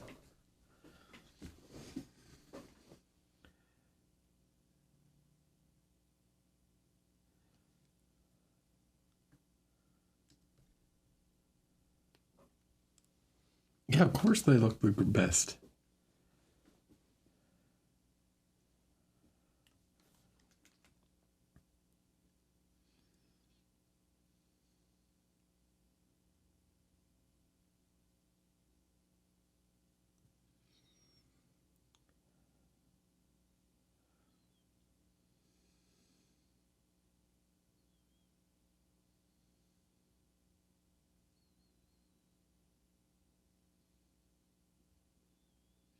Swinson's scale of ranking teams based off of how cool they are.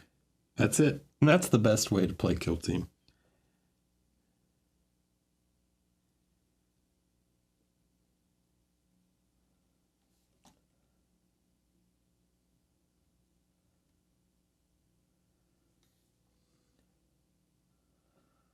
It'll get uploaded tomorrow. But I think later today, after I stop streaming, you can go back and rewatch the VOD. Did you do the Casterkin? Yeah, Casterkin. They're not. What did I give Deathcore? Like a C or a B? I'm gonna give Casterkin a C tier.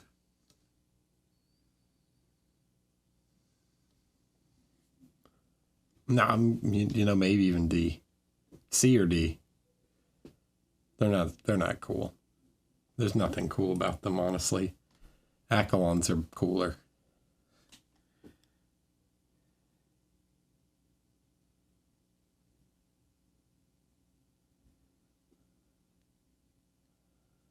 Yeah, tier Commando S, A, B, C, D. I didn't even give any Fs.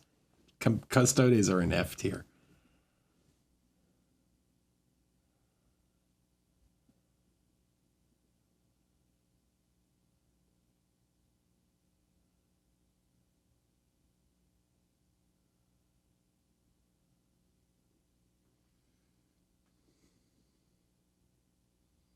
It was Dark Commune.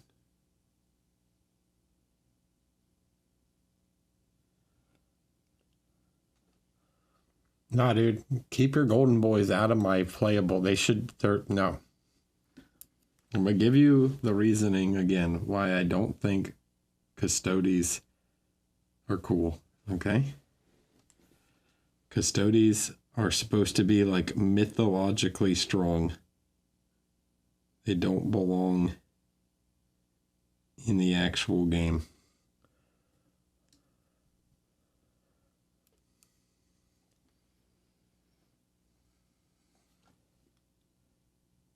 Like your kill team of it should be a custody. Like one guy.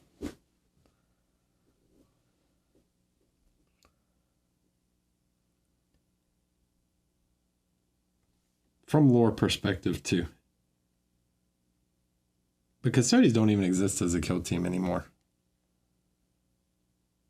They don't have rules anymore to play. They got canned in the new edition. All of the what's it called? You can still play Sisters of Silence in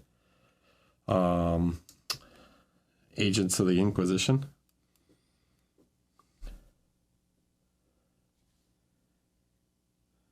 In Agents, you can still play them, but that's the only way. Not Custodes, just Sisters. Oh yeah, Novitiates. I'm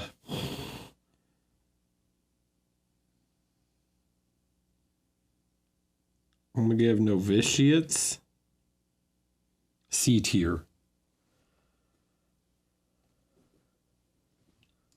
I'm going to give the new sister battle set that's coming out A tier, maybe even S.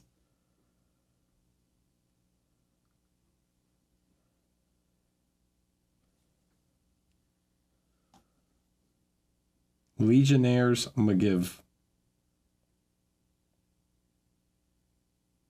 C. I'm going to give... All right, I'm going to give them A+. plus. I'm going to give the new sisters A+. plus. I'm going to give Legionnaires C. Or... All right, hold up. This is in box, they're a C.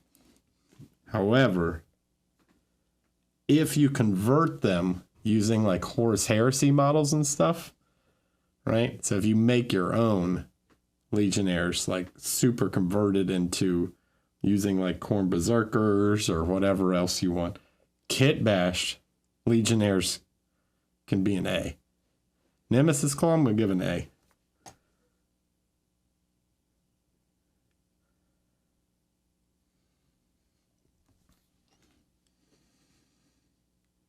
So Legionnaires get a C with an asterisk.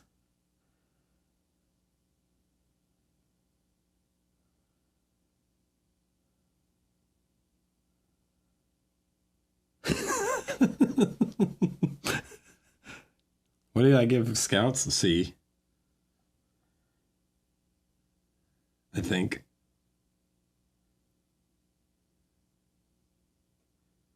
You guys didn't expect this stream to turn into a tier list, did you? Everyone watching this afterward is like, I thought he was going to talk about OSL. And all he's doing is sitting here ranking the visuals of models. This is what you guys all wanted. What's the best for kitbashing customization? Easily Legionnaires or Angels of Death. There's just too many models to choose from. Maybe even the Deathwatch. I mean, you're talking about Space Marines where you have more. Like, people make the entire, like... Yeah, dude, Deathwatch is S tier.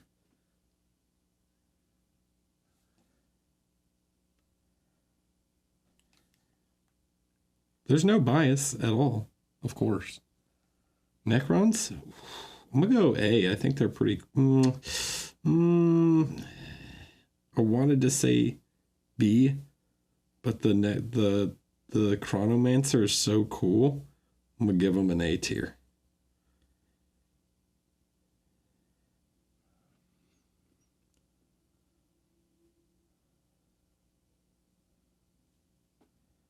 They get an A purely because of the Chronomancer. Yeah, there's so many Space Marine models. Like,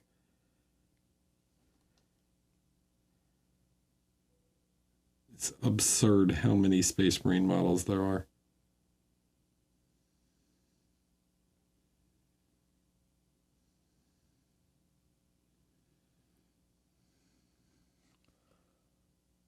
Like, people literally make what do they call it? Lieutenants of Death. So instead of Angels of Death, they just use lieutenant models to make the whole team.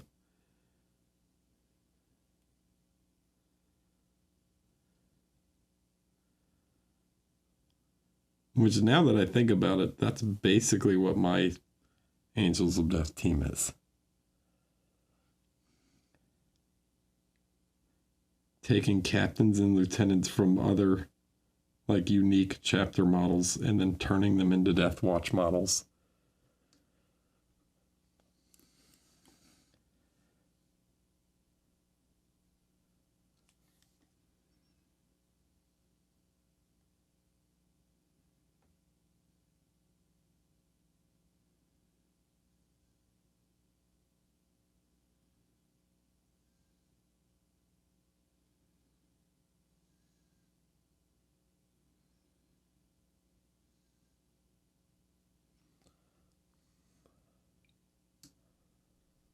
Can I paint Angels of Death as different chapters?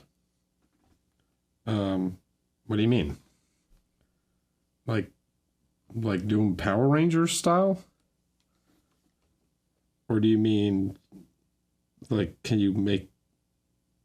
Are you asking if you have to do them as Ultramarines? I don't get it.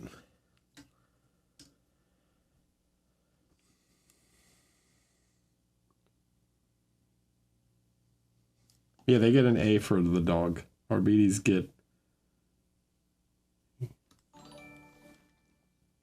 For the Cyber Mastiff.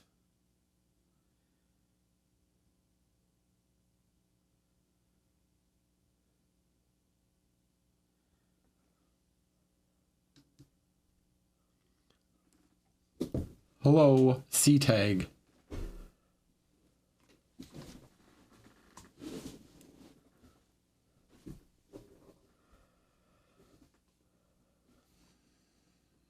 You know, this... Get that dog, you get that good boy bonus. When you make the tier list, use the dog as the symbol, right?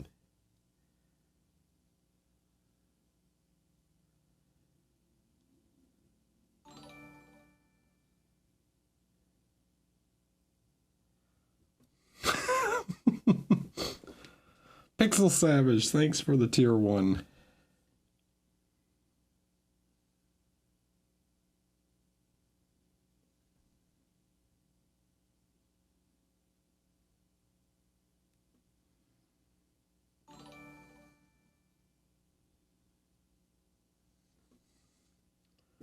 You know what else I think would actually make a really cool, what you could do a really cool conversion on? What team? Would be, what is the name of the team? Elucidian Starstriders, the like rogue trader guys.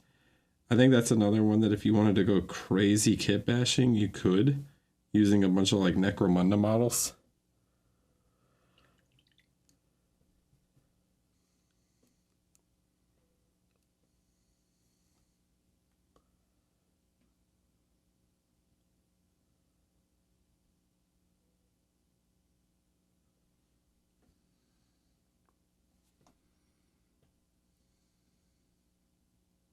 Because there's a lot of cool Necromunda models.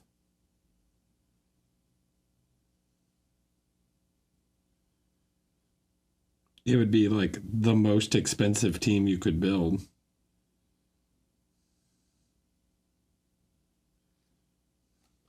But it would be pretty sweet using like the cool navigator and all those guys.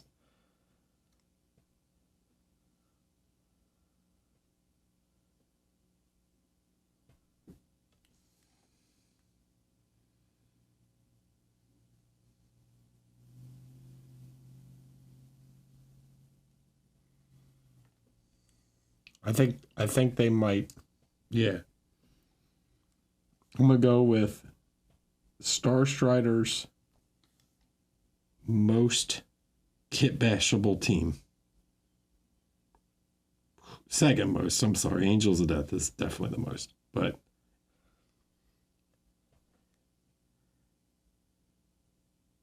Starstrider second most.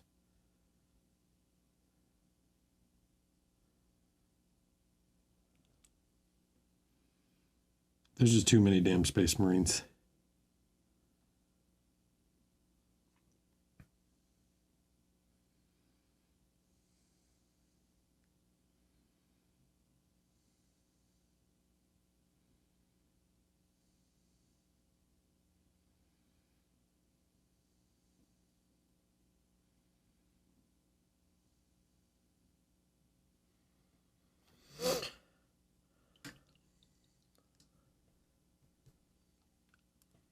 Dude, I'm surprised that I will be honest.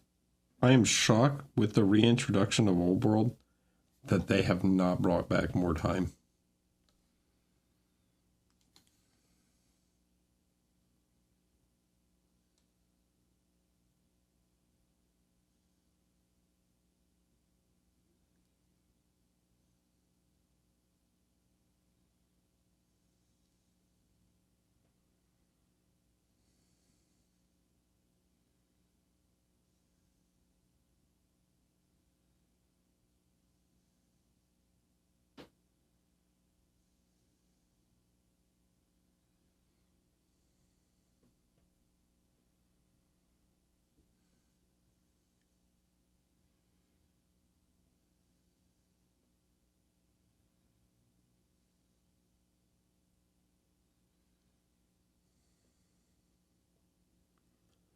It is on my list of seems like an easy slam dunk, guys.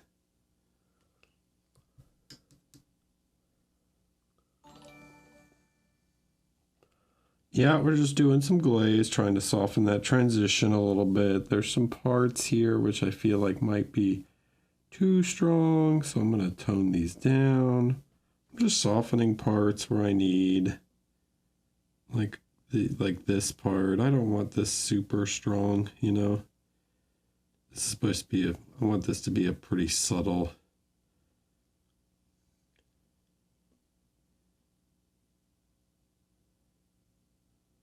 Light right here.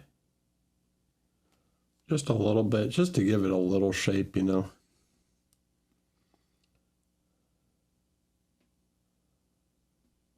I wouldn't call it black NMM. It's just a shiny armor, you know.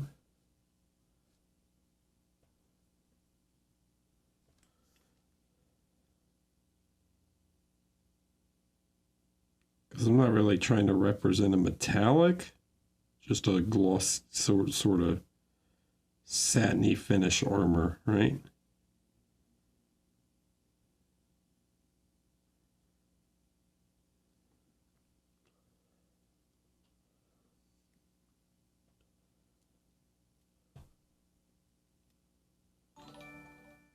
That Artifact and Shogun of Sorrow. Hello, welcome.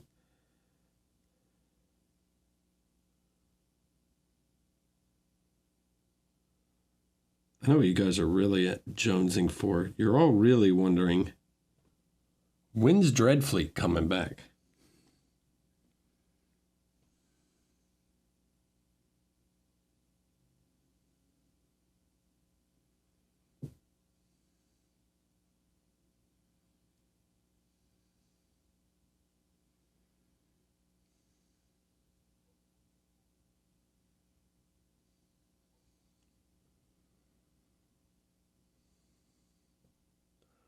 Hi, Capivara Nalua. Hello, welcome. Obrigado.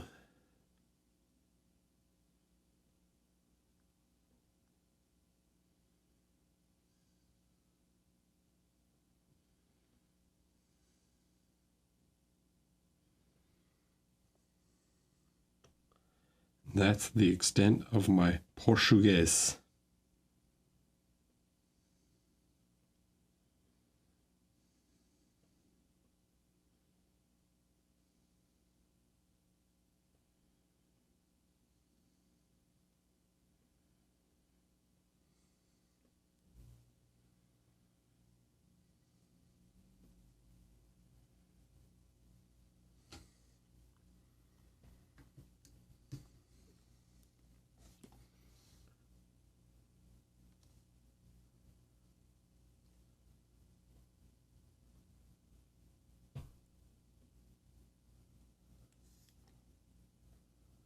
Will I come to Monte this year? Yes, I go to Monte every year.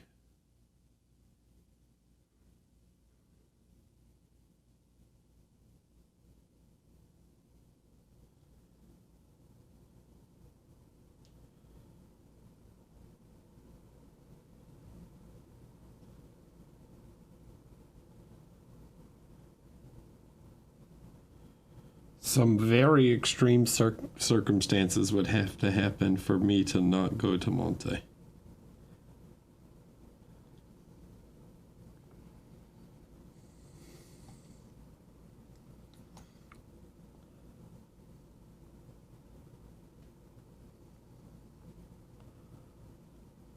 Hercosa says Brazilian, the pizza is the best.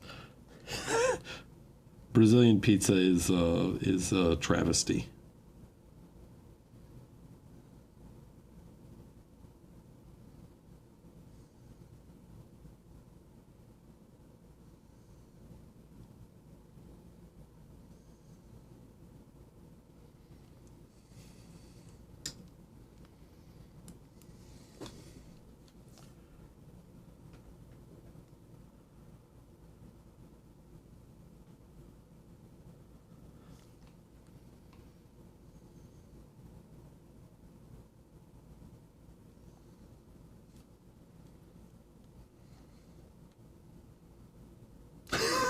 Pizza. Yeah, it's all it is. Dude, they put M&Ms on pizza and stuff. It's messed up.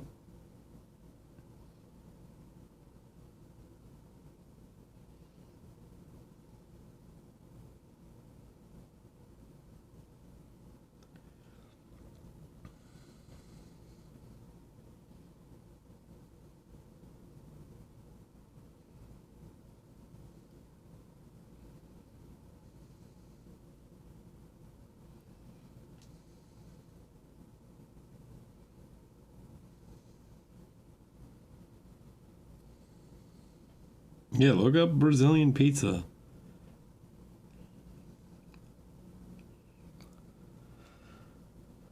They do this weird thing where they like make it in like sections. So you get like a dessert pizza and then like a tuna fish pizza, which is not that weird.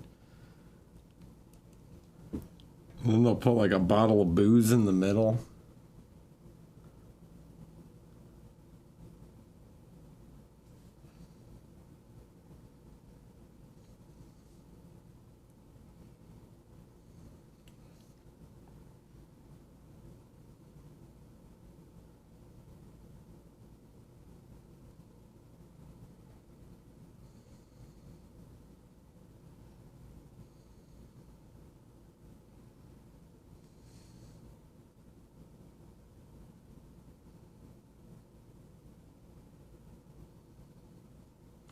You know, Chicago might be known for their deep dish pizza, but they make a pretty good thin crust too.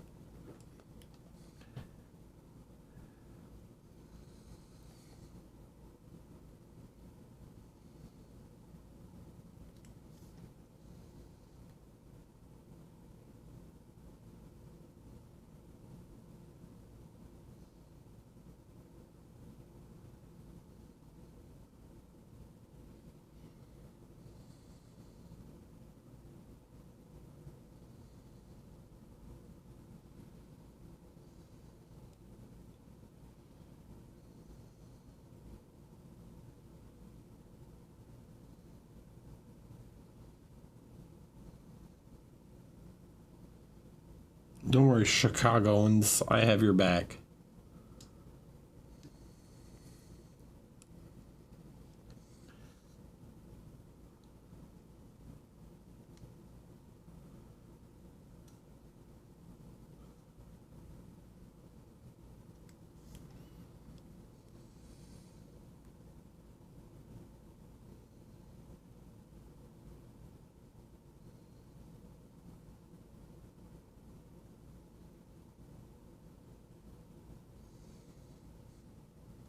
Except for when it comes to hot dogs, because Boston does it better. Hot take. Not that a Chicago dog is bad, but a Boston style hot dog is better.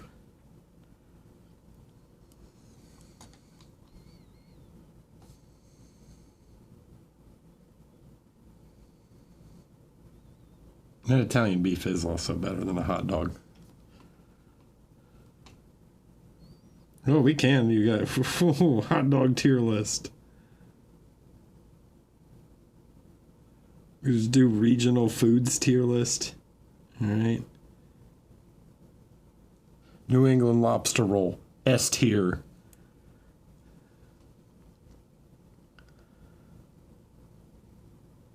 Florida Cubano sandwich, S tier. New York, everybody, to be honest, I could just give every region an S tier for specific, like a specific food, you know? We could just go down the list and you guys, everyone gets at least one S tier.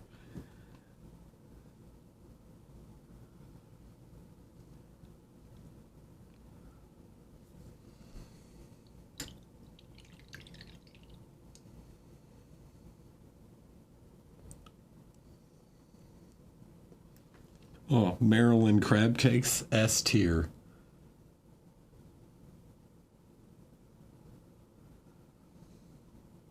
Nashville hot chicken sandwich, pff, S tier.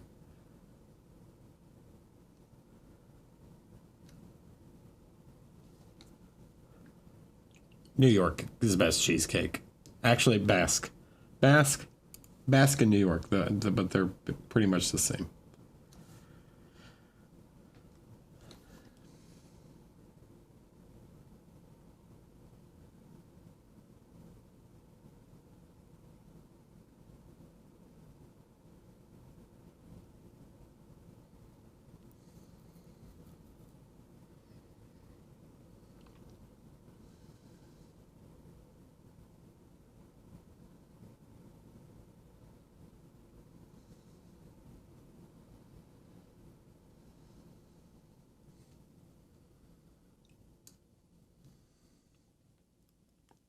Pizza? Who has the best pizza? Naples?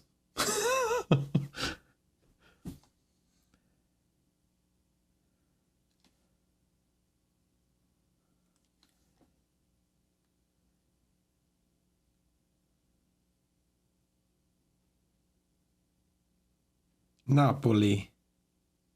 No, not all cheesecake is good cheesecake. I'm sorry.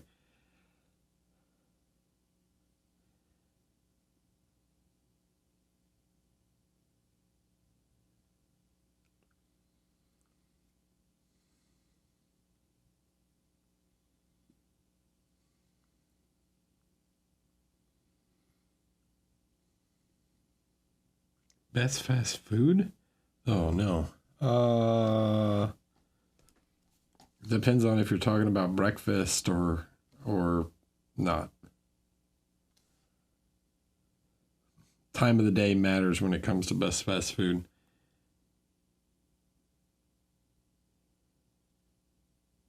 And also the place. Like specifically some, because Popeye's chicken can either be insane or terrible.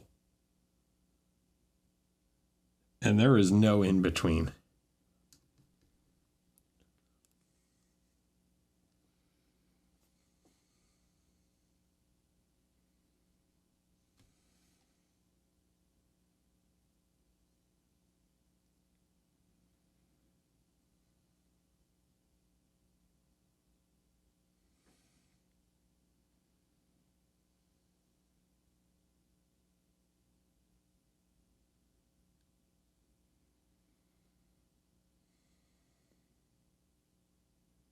Oh, gas station Wawa is the king.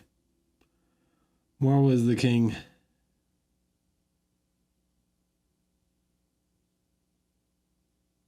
King of gas station foods.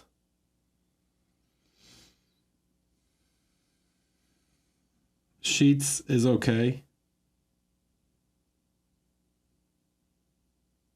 But Wawa is better.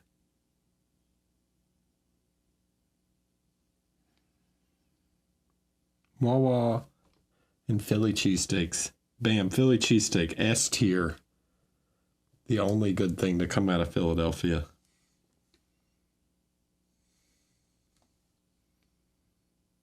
Yeah, I'm throwing down like that.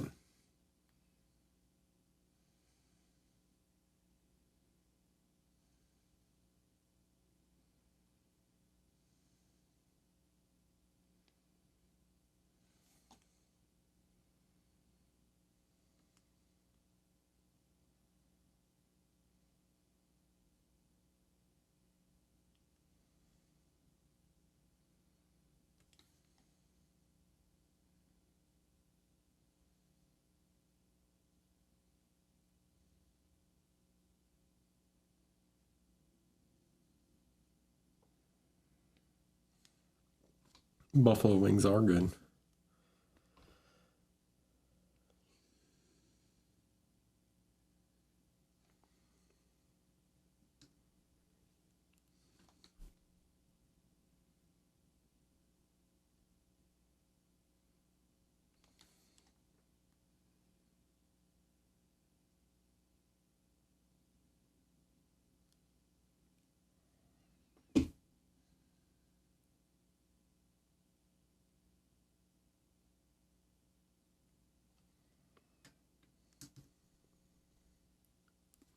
Yeah, let's take a little bit of this, mix them together, get a slightly brighter one.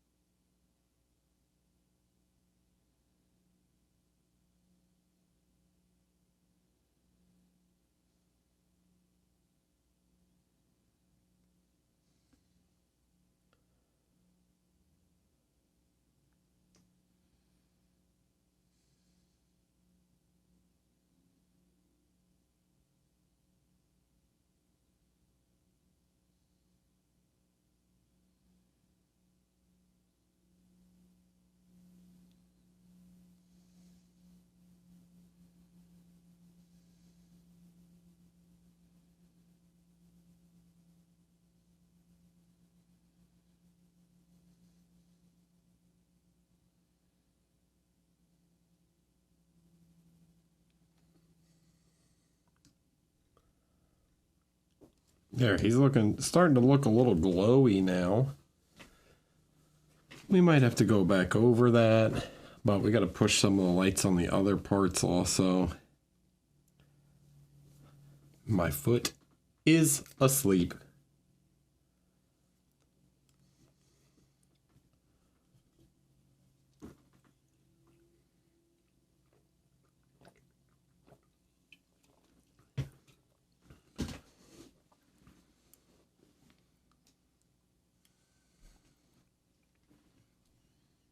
There's good food in Vegas, yeah.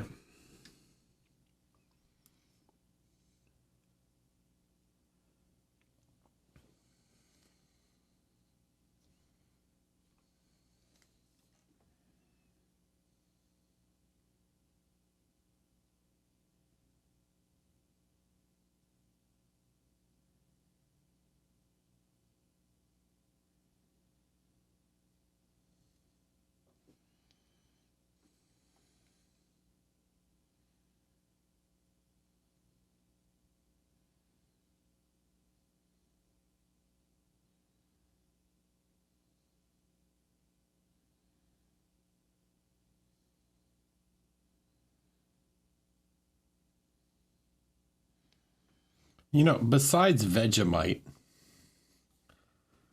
Aussies, what's you guys' signature thing? You know, like Americans, we do, you know, we're known for barbecue, I would say typically. If you had to think of like one thing, American, obviously there's way more than that in the US, right? But like if you had to say like, oh, American cuisine is known for one specific thing, it would probably be barbecue, right? What's the Aussie? Meat pies and beer? Meat pies? Isn't that a British thing though? Like, you know, like cottage pies and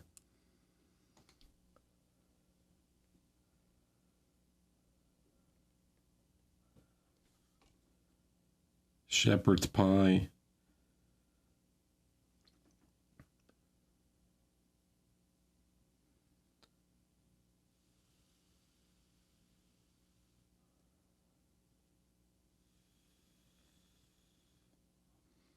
I mean, I do like a cottage pie and shepherd's pie. So if you guys are also rocking a delicious meat pie,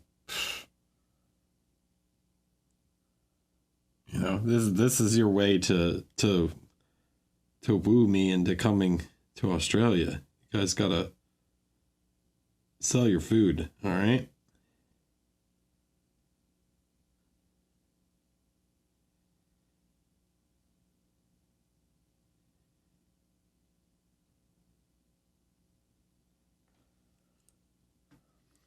Because Tim Tams and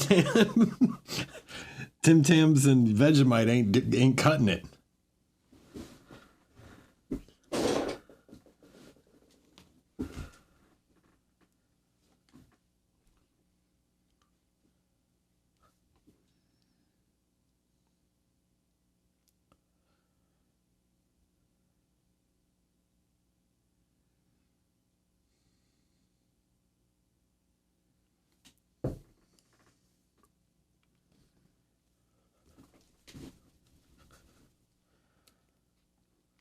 Oh, the bloomin' onion, huh? That's that Australian delicacy, the bloomin' onion.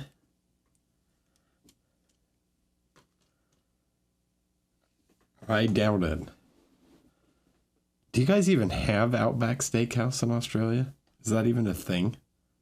Have you ever eaten a bloomin' onion in your life? I'm gonna go with most Australians would go like, what? They consider it American? Yeah, that's kind of what I figured.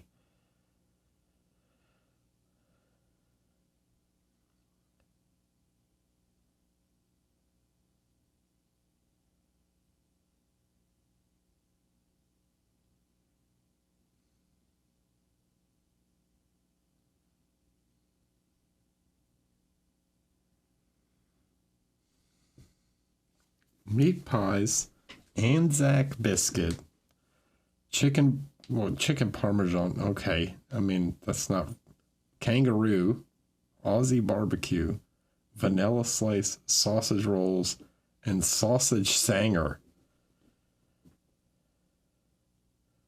It's like chicken parmesan? What?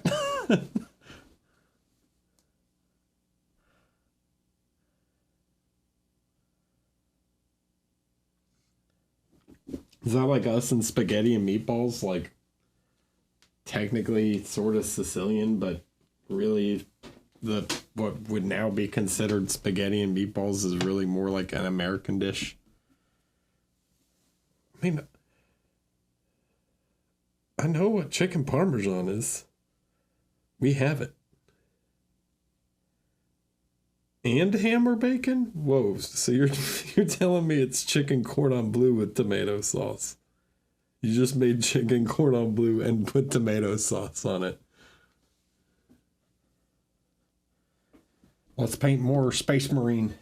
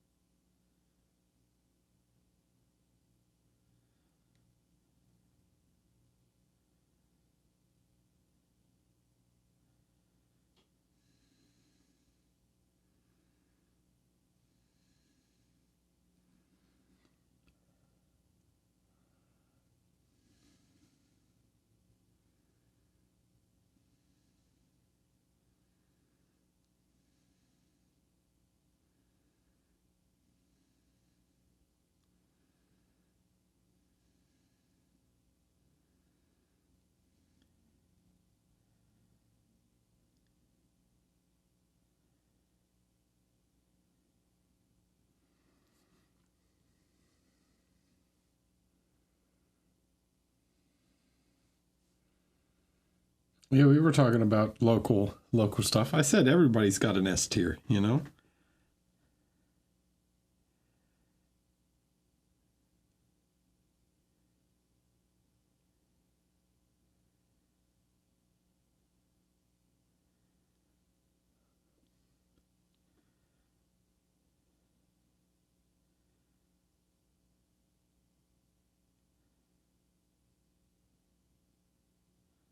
You know, we're not talking averages, right? We get into averages, that's different. Then you're looking at like Italian, Japanese.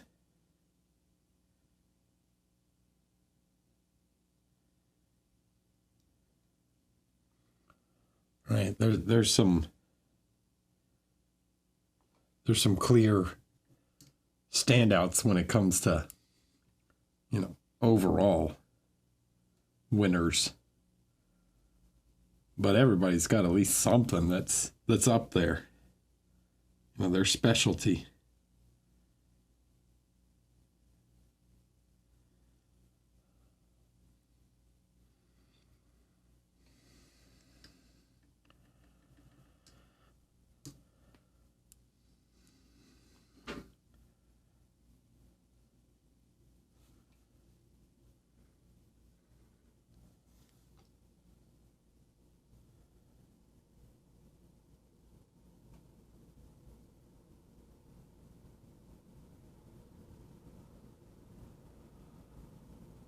A Mexican is definitely S tier.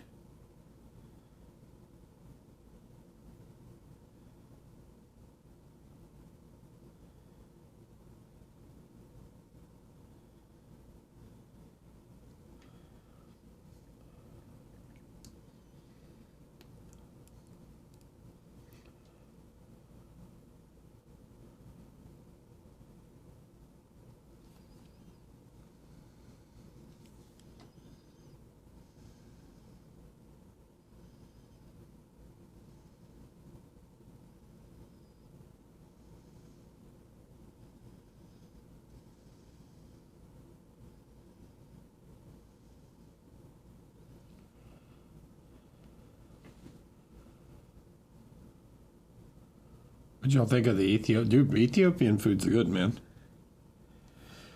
Ethiopian's pretty delicious.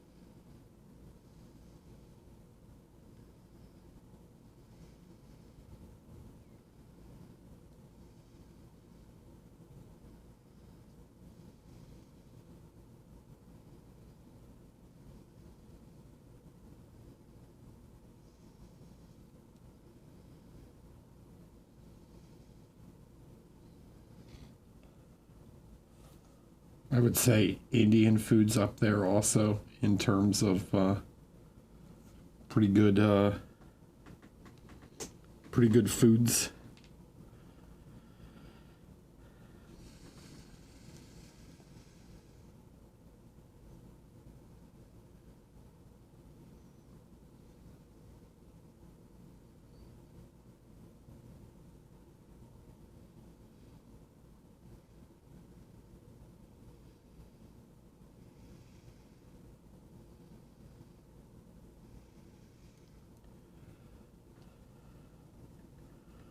Yeah, of course.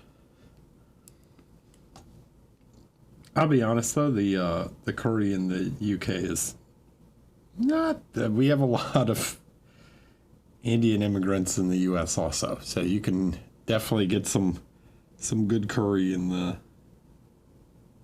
the US too.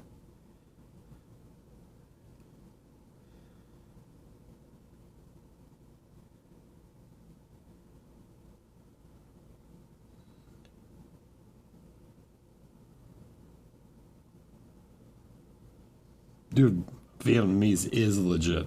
Good banh mi, man. Whew. Good beef banh mi.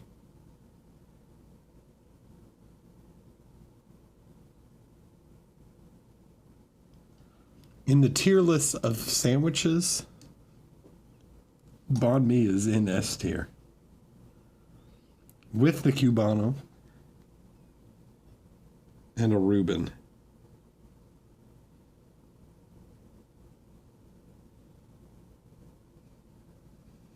Two American sandwiches, by the way.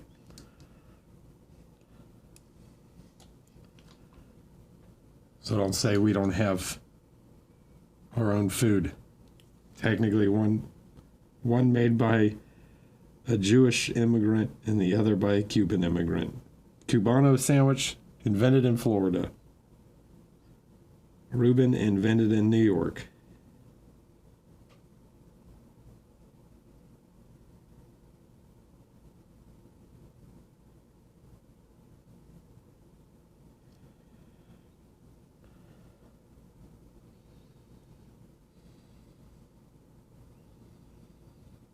Dude, Korean fried chicken is also delicious.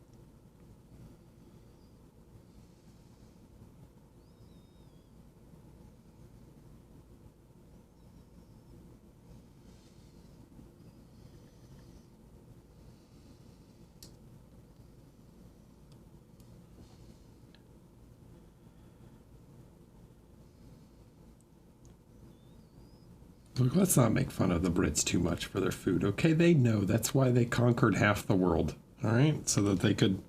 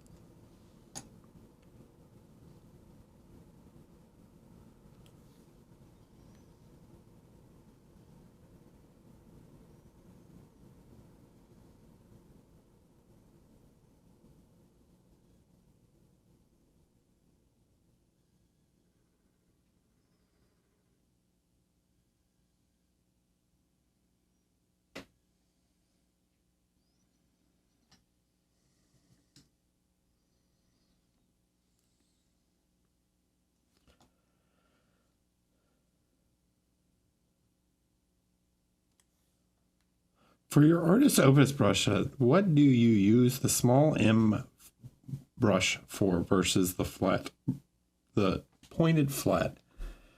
The flat point feels like they'd be used for similar things, but I'm using the flat all day and it's so good. Okay, so the M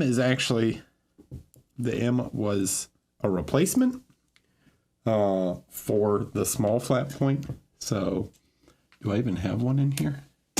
Do I have a small flat point in here? I've been using them. We're still working on them. Like one of the really tiny ones. So the flat point, that's one of the old ones. But they basically serve the same. The small flat point, there wasn't even supposed to be an M in there. We just did not have any of the small ones. We couldn't get them in time for Nova, so we decided to replace it. But you should have gotten like a big one of the bigger flat points. So this is more for like base coating and stuff, the big one. And then the small flat point, like this one, right? This is all prototype one, that's why it has a black handle, is more for stippling. So that's the difference. There was supposed to be a big one and a small one. One even bigger than this, actually. But yeah, so the M you can think of as like a replacement for the small flat point. So eventually, when they go on sale online, it will have one of these instead.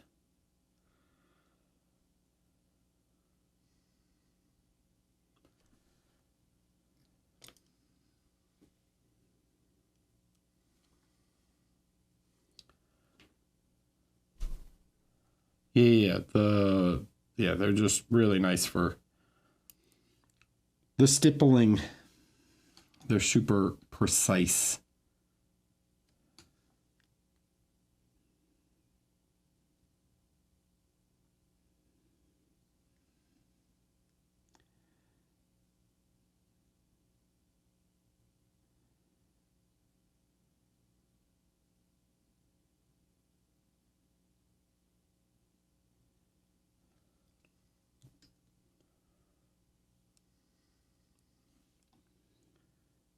But that is the aim. That is the goal with them, for super precision dots.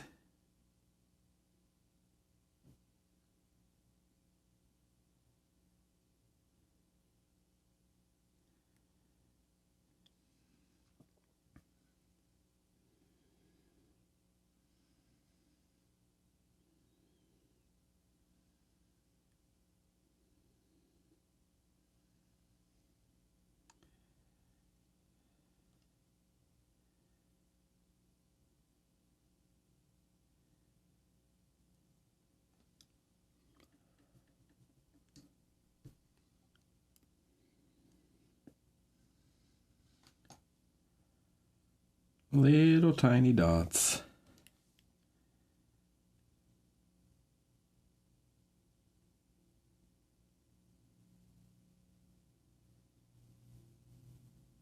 As soon as more are available, I will let you guys know.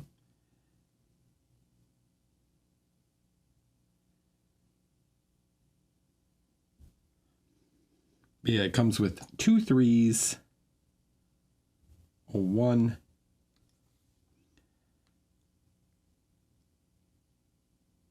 a flat point 1,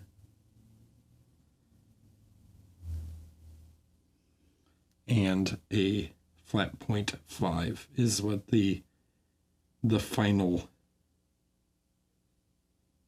set will be.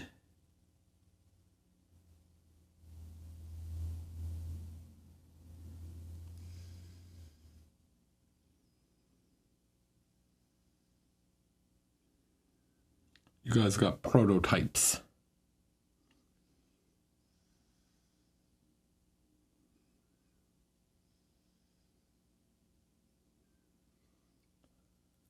Yeah.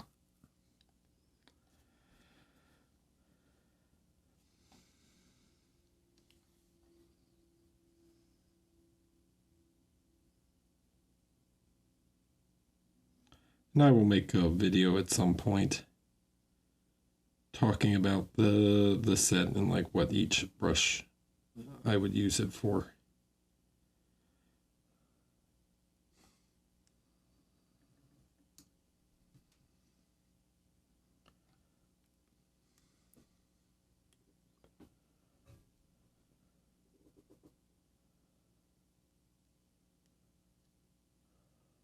Yeah, they're great. You guys are fantastic people.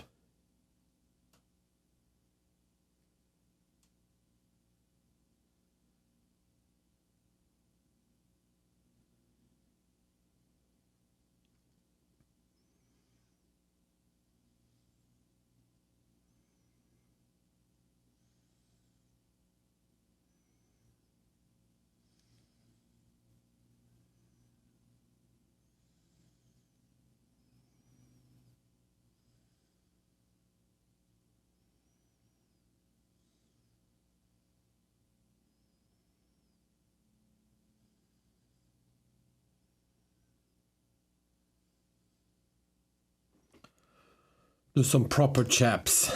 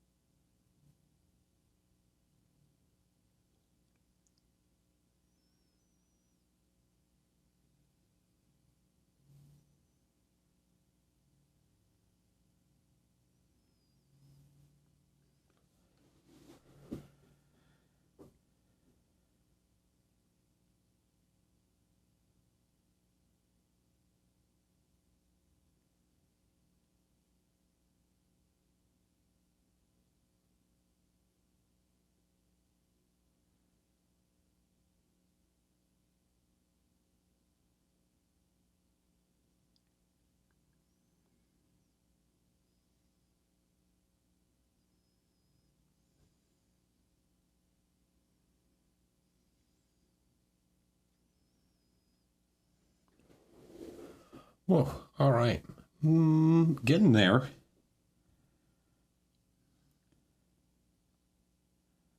Some really tiny parts under here that can be quite difficult.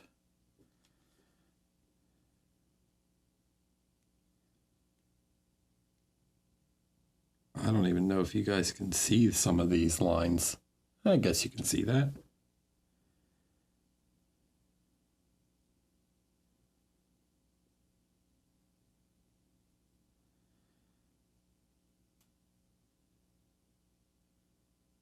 The kind of lines you'll never see when you're actually playing the game because they're underneath them.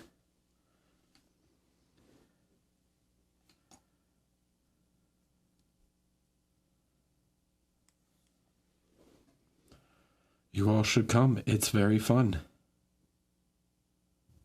Will we ever get a Swinson scale brush manufacturer list? What?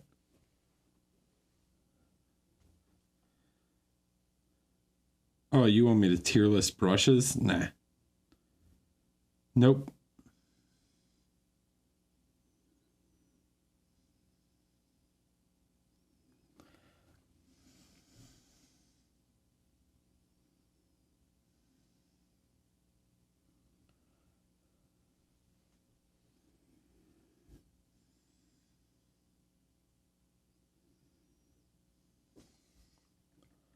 No, honestly, and why I think, I mean, I could give you mine, right? But I think there's I think people would take it too seriously. And like I can joke about some stuff, but that's one thing I think people would take a little too literally. And I legitimately believe like brushes are something you should try for yourself and get a feel for.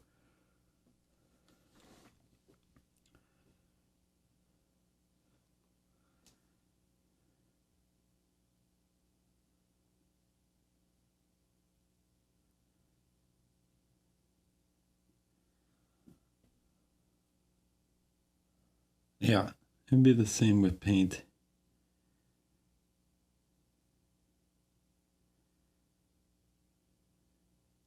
When I rank food or whatever, I don't think anybody's going to take me too seriously. But because I would be considered an authority on painting or whatever, somebody might actually be like, Eric said that these brushes are bad and I like them. And I'd be like, good, cool, good for you. Like, I'm happy that you like them.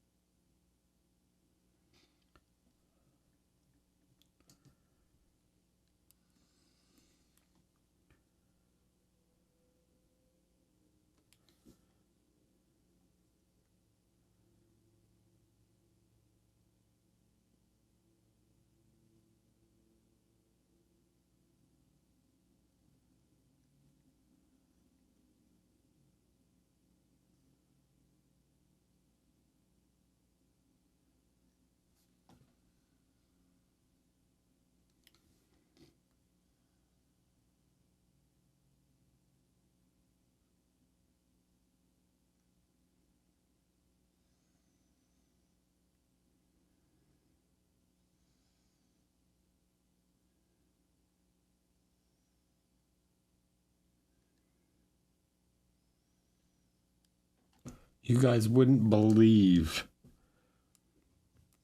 how many messages and stuff I get that are just like, what do you think of these paints or brushes or whatever? And it's like, dude, just try them out, see if you like them.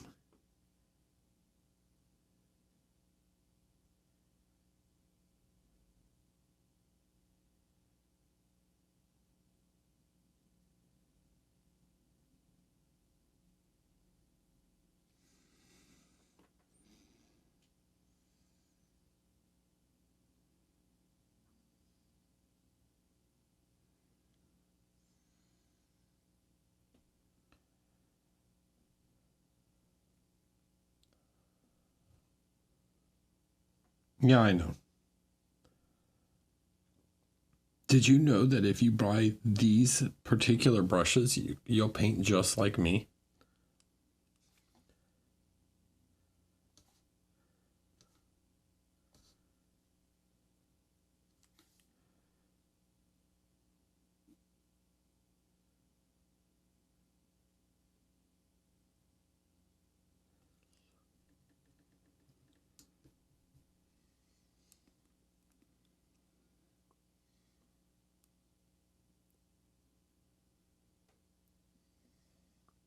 There are, for sure.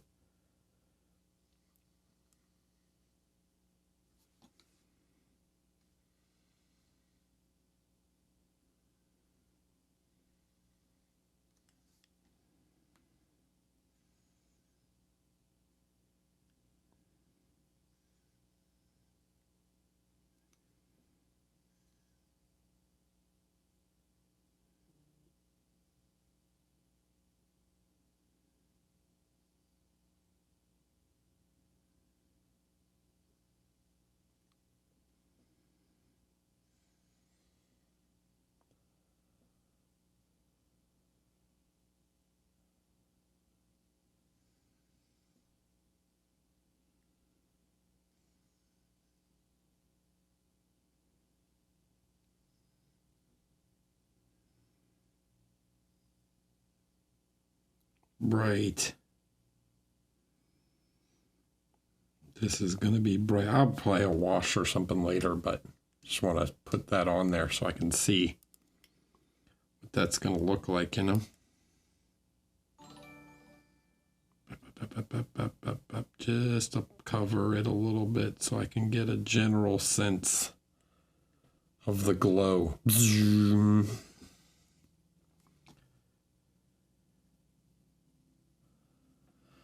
Interminis, hi. Interminis. Hello, how are you?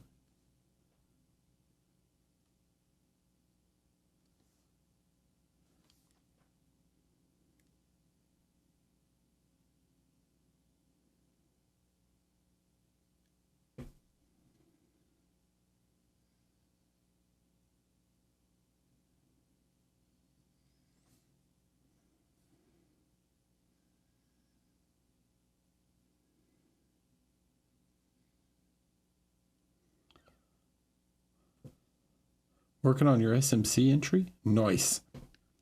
I'm just painting some Space Marines. Trying to get this new kill team done.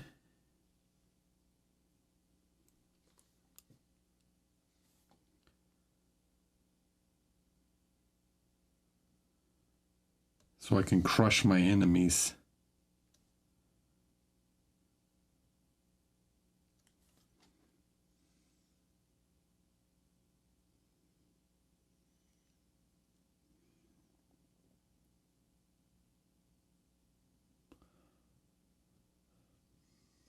Sweet.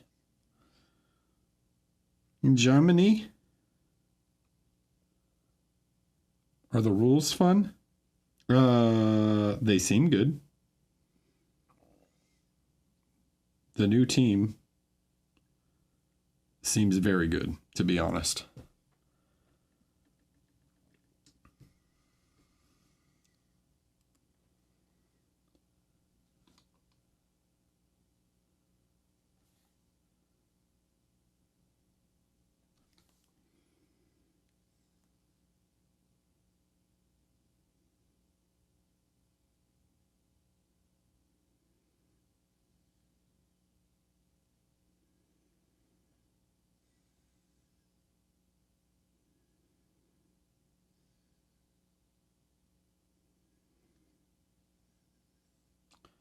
I would like to play them against the new Raveners and see how they do. Because I think those guys are very good. If they can hold their own against another 5-man elite kill team, then I think, and specifically the Raveners, because I do think the Raveners are quite strong. If they can do that, then I think they're very good.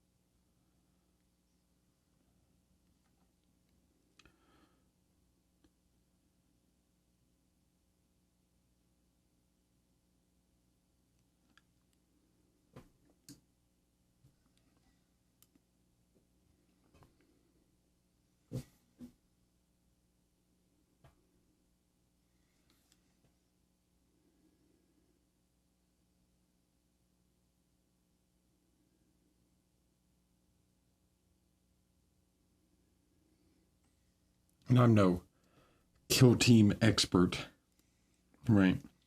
I think I'm okay at the game, but on first read, I think they seem very strong. They have a lot of options.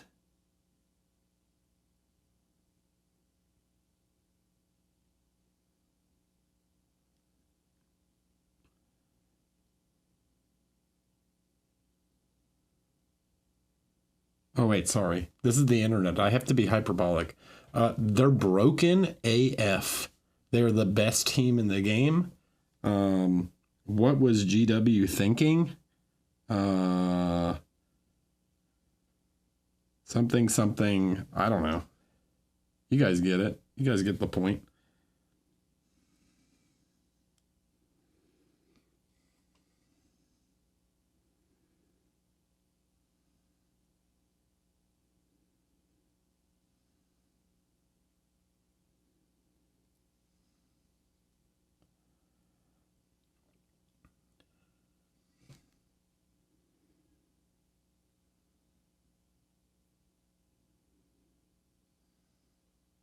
Forgot where I was for a second, you know?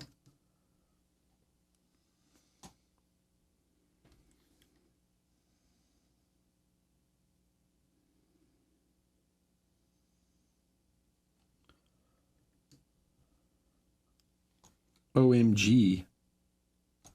Broken. OP.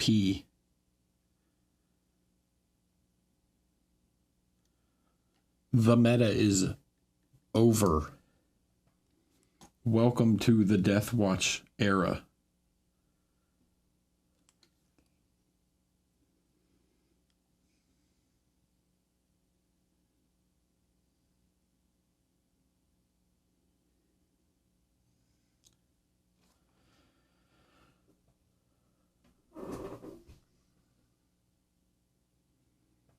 Kill team is dead?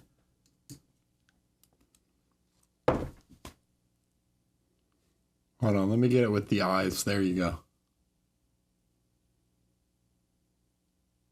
Screenshot that one. There's your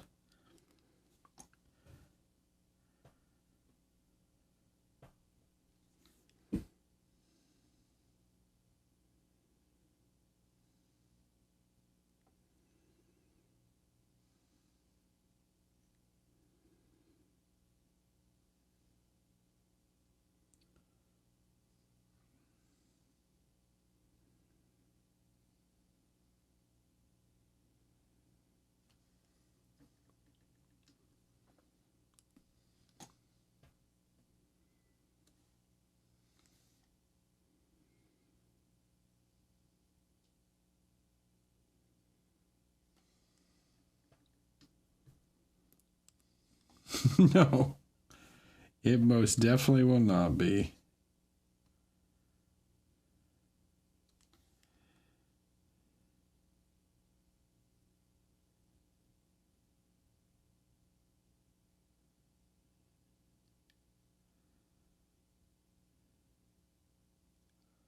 Has GW lost it?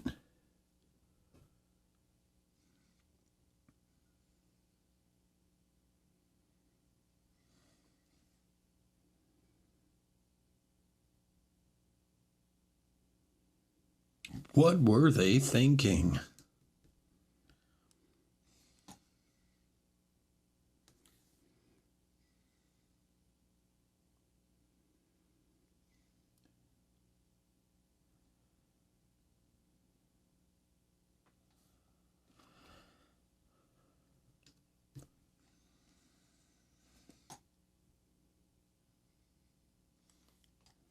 Good night.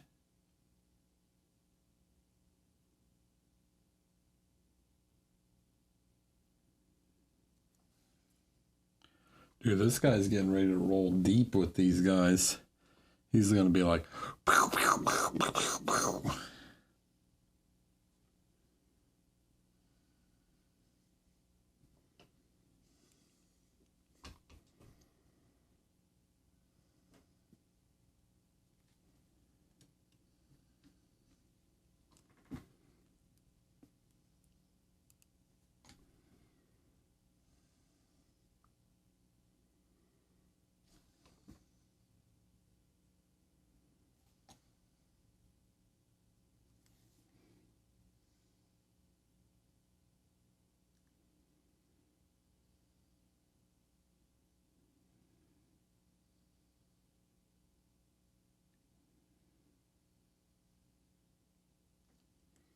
I like this dude's sliders on his wrist. See that? Look at his little...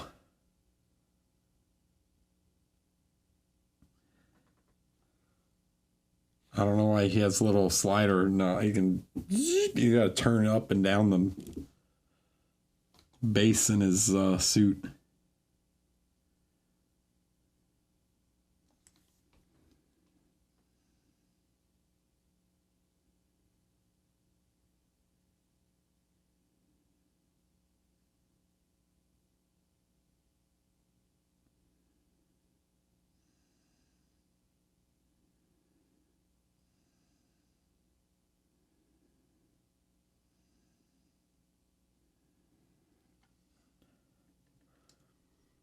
He's all about that bass. About that bass, no treble.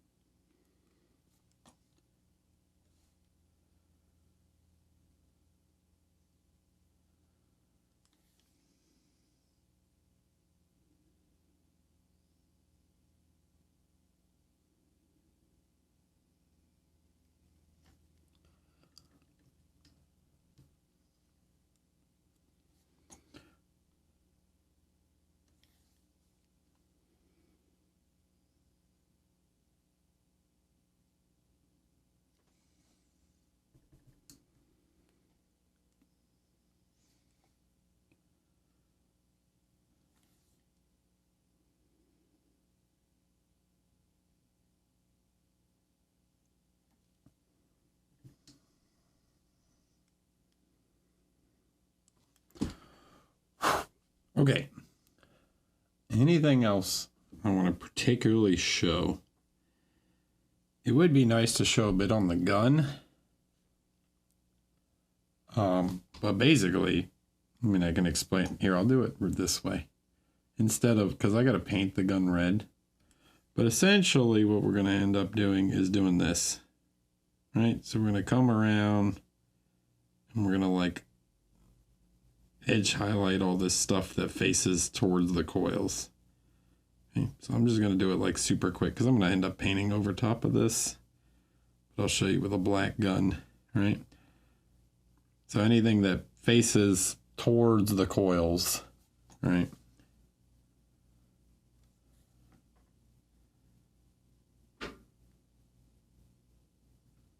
Like I have to clean all this stuff up.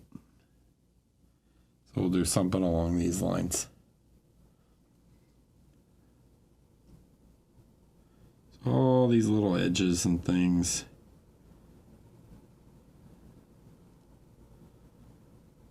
Get edge highlights.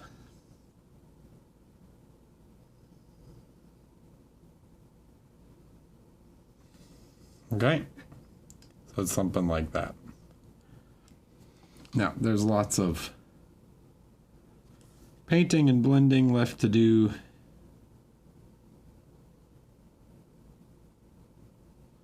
Tons of work on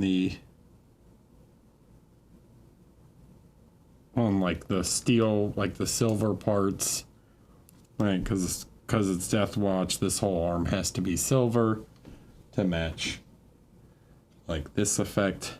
So it's going to be like this, but with the turquoise, or maybe better, right? It's easier to see with this, where you can see the orange glow from the flame. So it'll be something like that, but with turquoise coming from the front and below instead. So kind of the reverse of the way this works. Almost like this, right? Or it'll be like that, but with turquoise instead of orange. Makes sense. So you make sure you hit all those edges and planes that face towards the plasma gun. So lots of little edges to catch as you do all the different letters and stuff.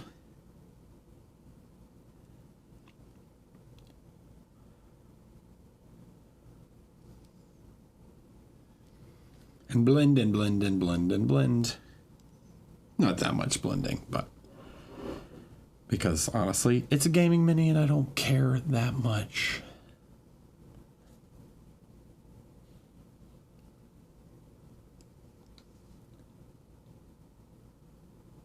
About being super, super perfect.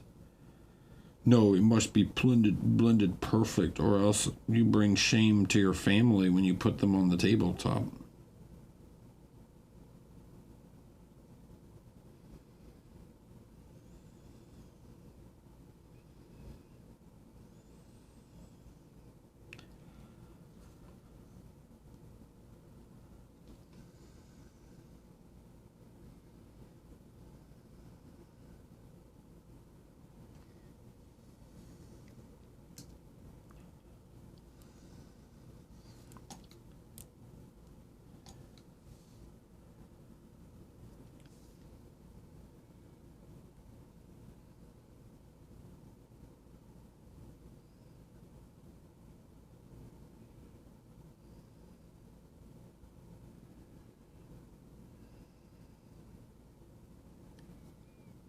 For real. Won't someone think of the children?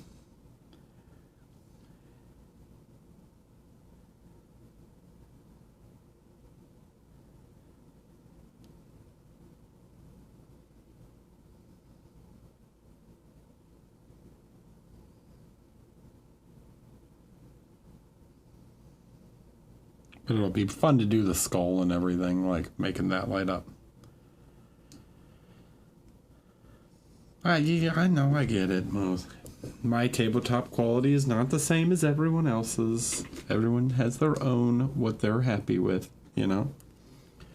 The nice thing about Kill Team is that I can feel fine spending 12 hours painting this one guy because I only have to paint 6 of them.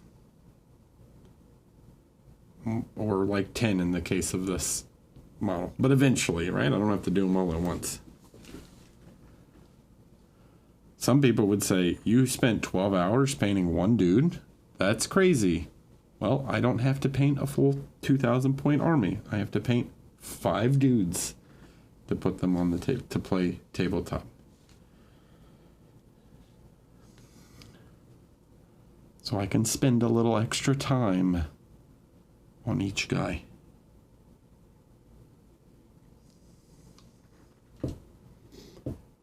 But he was 12 because he's giant, you know. He was probably more like 9. Can I put his head on for a second? I don't have his head. If you remember this head is for this guy. It's not for him. It's for him.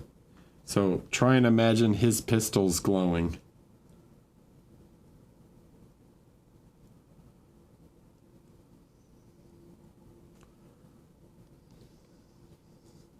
Just picture his plasma pistol glowing and it like lighting up his face like that. So when I have a bunch of glowy parts, his head's gonna want to fall out.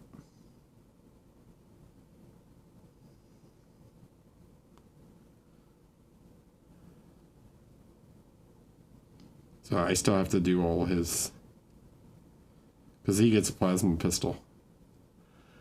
Because the leader's good in this army, like really good. He gives you 2 free command points and a free equipment. Mwah. Pretty sick.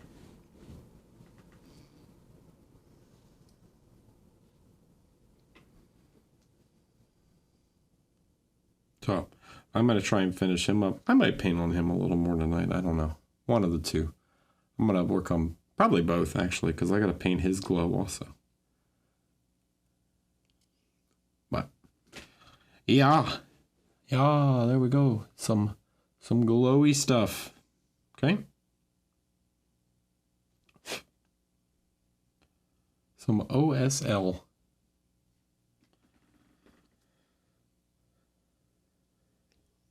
Some PG, some plasma glow. Forget OSL. It's all about PG now.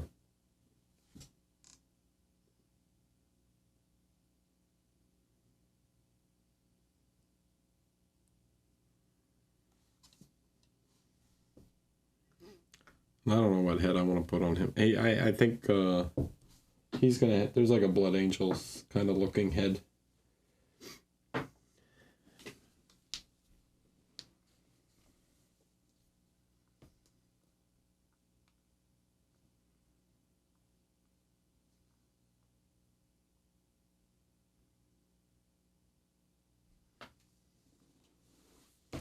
All right. Well, I'm gonna